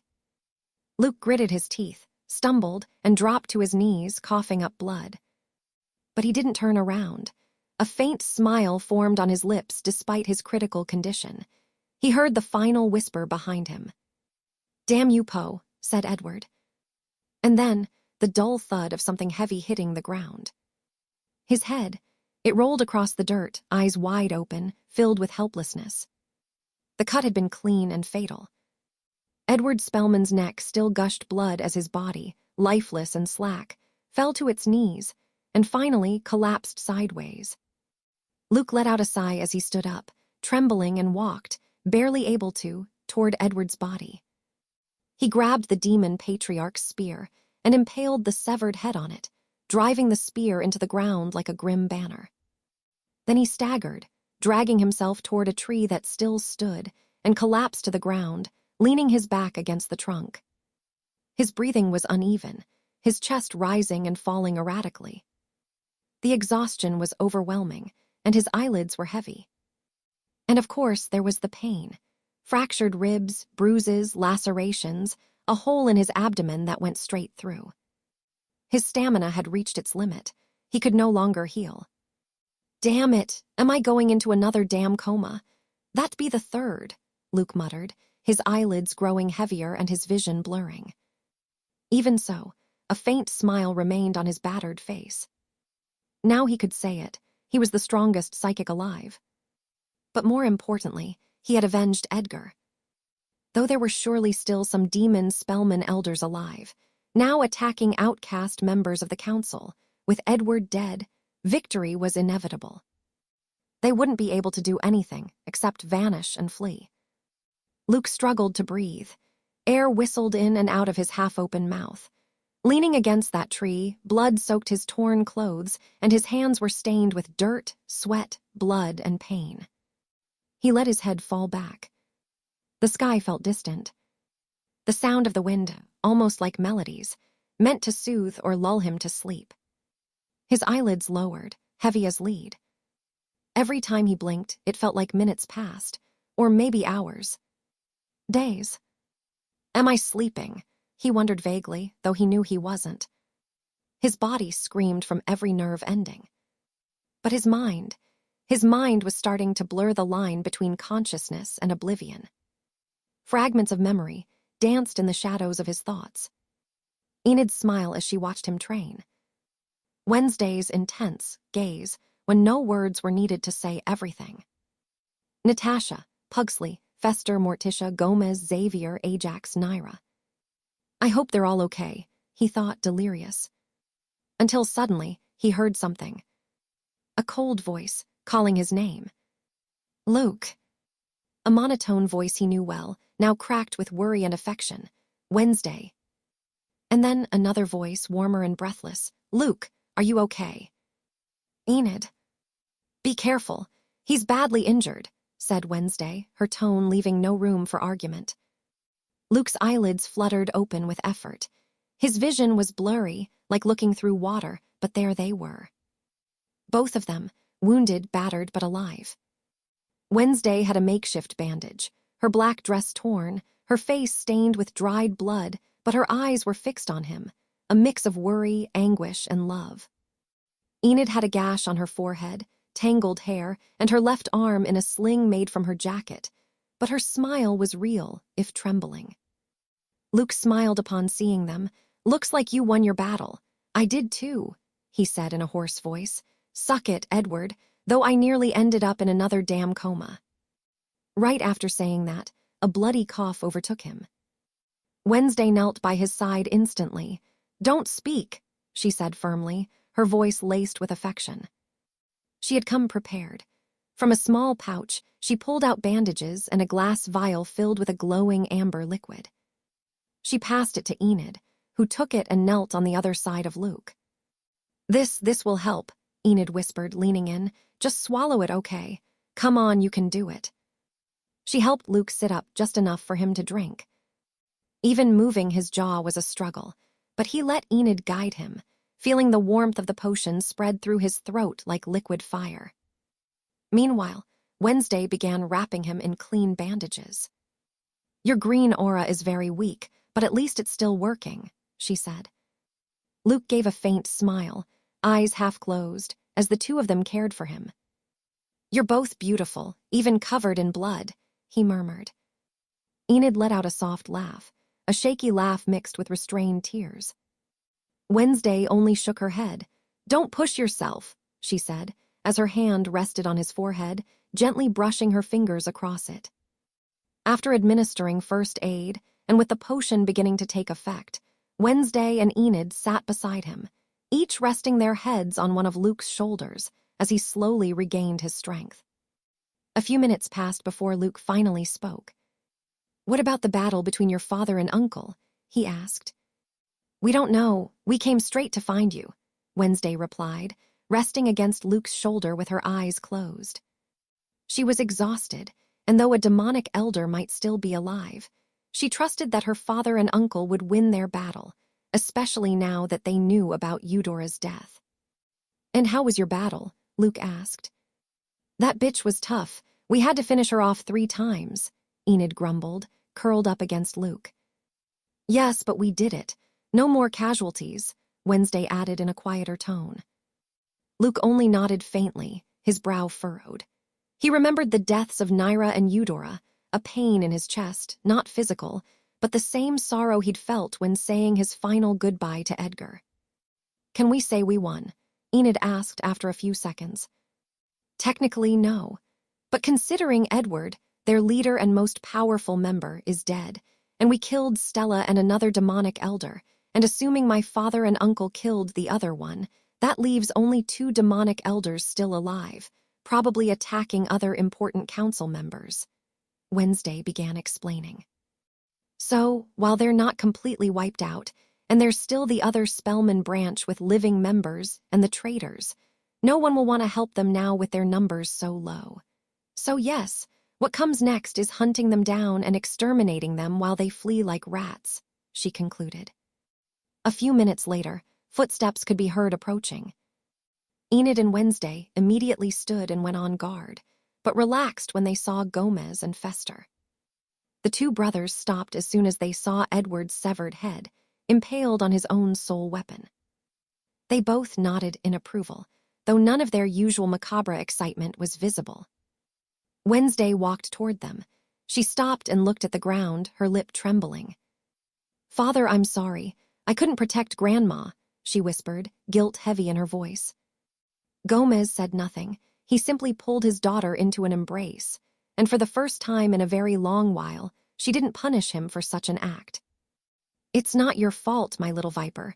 My mother knew what she was doing.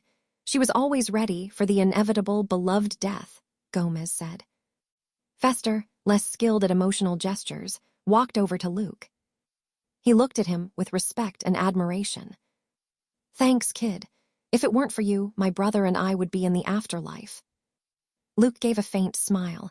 I didn't do it for you, Baldy, but you're welcome. Fester chuckled softly, then asked the question that had been on his mind. Where were you? Gomez and Wednesday turned their attention to Luke. Enid did too. They all had the same question. After Luke left on that mission over 2,000 kilometers away, he hadn't appeared during the attack. Clearly, something had happened. And it hadn't been a coincidence. It was a trap, as I'm sure you already guessed, Luke replied. 5 fairly competent outcasts activated some kind of teleportation spell and sent me to an island in Northern Ireland, over 5,000 kilometers from here. But with one small detail. The island had over 1,000 Moraks and 4 intermediate demons. There was also a barrier even stronger than the one at Marlowe Estate. I couldn't use shambles to escape. So I had to kill them all, and then make my way here. Everyone was stunned. He killed over 1,000 demons and still made it here in time to fight Edward to the death. It was insane. No one quite knew what to say until Gomez finally spoke. "Let's go back to Adam's Manor." "What's going to happen with all the destruction in the city and the dead?" Wednesday asked. She knew this level of devastation would have serious consequences with the normie government, more than ever before. "You young people shouldn't worry about such things. The adults of the council, those of us still alive, will handle the diplomatic matters," Gomez said. He no longer wanted to place so many responsibilities on his daughter, Luke, or Enid. The group slowly made their way back to Adam's Manor. Luke, now somewhat recovered, was helped by Enid and Wednesday, who, though injured, were in better condition than him. Fester carried the body of Edward Spellman and the ancestral weapon. The manor and its surroundings were devastated from the intense battle. Still, Luke didn't care about that. He gave a brief nod to Natasha and the others, who were resting, and went straight to a makeshift tarp laid on the ground. There on the tarp lay Naira's lifeless body. Luke fell to his knees and touched the child's cheek, cold, no sign of life. Memories of Naira flooded his mind, when she first called him and Wednesday Mom and Dad. When they trained together. When they fought over a plate of food. His eyes shimmered. "I'm sorry if I had been faster," Luke murmured, taking her small hand in his. Wednesday and Enid knelt beside him, each embracing one of his arms, remaining in silence. The next day, after this final battle, though not fully healed, Luke, Wednesday, Enid, and the others, with their strength mostly restored, resumed the offensive to hunt down and eliminate the last remaining enemies. Of the 6 demonic elders, including Edward, 4 were killed by Luke and his allies. Only 2 remained, and during the large-scale assault, they had also attacked key families and vital members of the opposing side, causing death and destruction. The same was true for the remaining members of the last Spellman branch and their allies. However, the news of Edward, Stella, and the others' deaths hit the Spellman faction hard. It was like a blade through the morale of their followers. Many of their allies began to desert. Some fled, others tried to negotiate surrender, but the council showed no mercy. They were eliminated without hesitation or pity. Only 2 demonic elders remained alive. One of them was intercepted and killed. The other, along with a handful of Spellman members, managed to escape and cover their tracks. And so the war ended. There were many funerals, some intimate, others massive. Other names, fallen students, professors, and council allies were added to the central memorial in Nevermore. A few people from the enemy side survived, but they were just that, fugitives, shadows of the past. No army, no plan, no support network. Luke's legend was burned into the history of the outcast world, even among foreign outcasts. The tale of the 1,000 demons slain on a remote island in Northern Ireland. The devastating battle against Edward Spellman. And everything that came before. Many hailed him as the strongest psychic alive. August arrived. The air was warmer, but the war had left an eerie silence at Adam's Manor. Luke, Enid, and Wednesday continued living there, in that dark and eccentric mansion. A more normal teenage life. Fester had resumed his electrical experiments. Gomez and Morticia were busier than ever with work. Luke now faced a very mundane problem compared to everything he had lived through in recent years. He had fallen behind in school. During his 11th grade, he had spent months locked away in intense training, missing classes, skipping final exams. Technically, he was an incomplete student. But he had 2 overwhelming advantages. One, his eidetic memory, and mind enhanced by his blue aura. 2, his 2 girlfriends, Wednesday Adams, a genius academically, and Enid, who wasn't a genius, but made studying feel far less like torture. Under Wednesday's strict guidance and Enid's loving support, Luke reviewed all the material he had missed in just 3 weeks. He studied like it was just another battle. He took the pending exams under the supervision of Nevermore's professors and passed them all with good grades. And so, in September, the trio returned to Nevermore. Senior year, the final year. Luke finally walked the halls of Nevermore again as a student, but it wasn't the same boarding school as before. The war had changed it. Many students had died or had chosen not to return because of everything that had happened. Others came back bearing scars, both physical and emotional. Luckily for Luke, his two best friends, Xavier and Ajax, had survived. They'd made it through, although not without wounds. Eugene, the Blue Aura psychic, had also survived. And somehow, he had started dating now. It seemed they had grown close since Luke helped him during Ajax's birthday and shared life-or-death missions together during the war. Luke, Wednesday, and Enid returned as war heroes. Especially Luke, who drew more attention than ever in class. Considering his last few months had been spent either training in isolation or going on extremely dangerous missions, and given that he'd always been grumpy and antisocial, he was not prepared to suddenly be the center of attention. Even at the door of his room, which he shared with Xavier and Ajax, he started receiving thank you notes, gifts, and once, a pair of underwear courtesy of some outcast girl with boundary issues. He had to calm Wednesday down to stop her from launching an investigation to identify the girl and potentially commit a murder.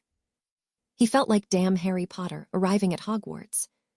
Fortunately, Enid was a social expert, and she helped him handle everything, without him or Wednesday scaring half the school away. The year went by faster than Luke would have liked. It was a peaceful, soothing period. There was the Poe Cup, where he competed against Wednesday and Enid, who were on the same team. There were also special days. Outreach Day, meant to rekindle relationships with the normies in Jericho. Parents' Weekend, where Luke spent more time with Gomez and Morticia, with whom he now had a strong bond, and for the first time under normal circumstances, he met Enid's parents, which, surprisingly, went very well.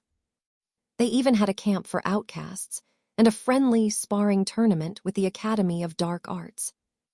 Although, of course, Luke wasn't allowed to participate, given that he could probably kill his opponents with a sneeze. Then came final exams, which the three of them passed without much trouble. And finally, Raven arrived, Nevermore's annual dance. There, Luke gave Enid the dance he owed her. Though he'd never liked dancing, it didn't bother him at all, and compared to everything he'd lived through, it felt like a trivial task.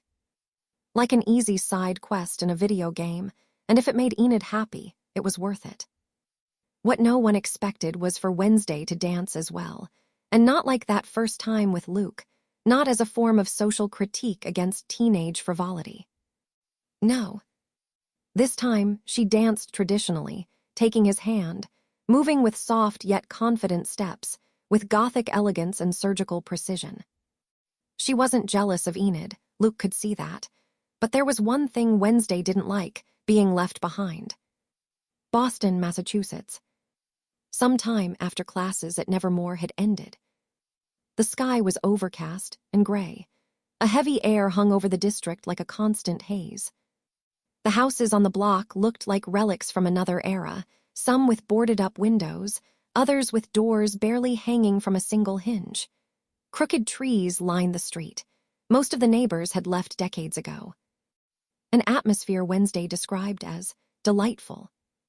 At the end of the street stood the Poe ancestral mansion, a shadowy silhouette rising from the gloom. 2 stories tall, built from dark colonial stone, with cracked columns and half-destroyed gargoyles. The front yard was overgrown with tall grass and twisted weeds. At the gate, an old iron padlock awaited. Luke parked his new truck, its black paint gleaming. He stepped out and walked toward the rusted iron gate. There it was again, that old padlock. It wasn't the first time he'd seen it. He remembered the day he first came here. Back when he didn't even know what world he was in, when he came looking for something of material value to escape Boston, and instead found the necklace with Edgar. It's been a while, Luke thought, feeling a wave of nostalgia. From one of his jacket pockets, he pulled out a small antique key. The house now belonged to him. He slid the key into the lock, and with a click, it opened. He pushed open the gate, then returned to the driver's seat. Wednesday sat in the passenger seat. In the back, glowing with cheerful energy, was Enid. "Aren't you excited? A new chapter of our lives is beginning. We'll live on our own and then we'll start college," said Enid enthusiastically, her smile radiant. "Living here excites me," Wednesday replied in her usual monotone. "College? Another educational institution? No, thanks, I'd rather die." "You really do hate schools," Luke said with a faint smile as he drove the car through the gate and parked near the entrance.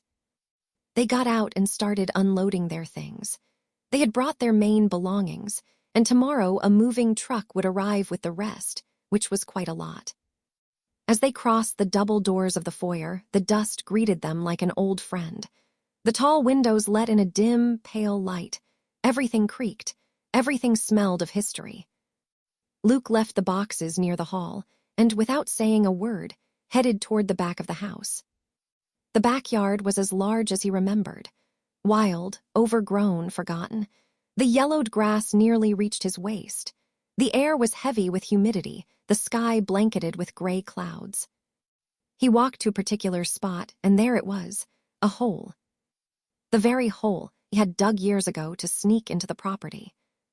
"This time I'm not coming here as some kind of thief," he thought nostalgically. Of course, he had never been a thief. He simply hadn't been old enough back then to legally own what belonged to him. He lifted his gaze to the cloudy sky.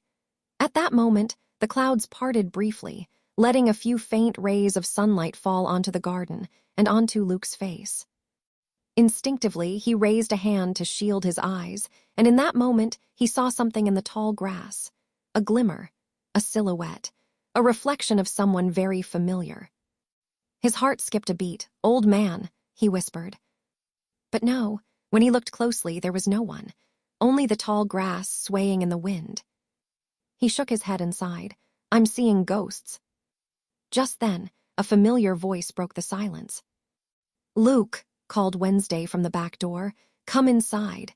Enid says we have to organize and clean, and she's decided that powers are not allowed. Apparently, this is supposed to be a couple's experience we need to live like normal people," she added, making air quotes with her fingers and wearing a faintly resigned expression. "Whoa, that's so impractical," Luke said with amusement as he walked toward her. "I know, but we don't have a choice," Wednesday replied. At that moment, as Luke stepped back inside the house and closed the door behind him without looking back, none of them noticed what was left outside. There, among the swaying dry leaves and the shadows of the garden, a figure stood tall. A man of medium height, with dark hair, a thin face, and dark, piercing eyes. He wore a 19th century suit, black frock coat, cravat, and bore a solemn expression. Edgar Allan Poe. He looked toward where Luke had just been, in silence. For a moment, he smiled faintly. A smile that said, "Well done, kid." And then, as if he had never been there, he vanished with the wind. Their lovely and fascinating story ends here. Thanks for watching this episode. Like, share, and follow for more interesting stories and narrations. Thanks a lot.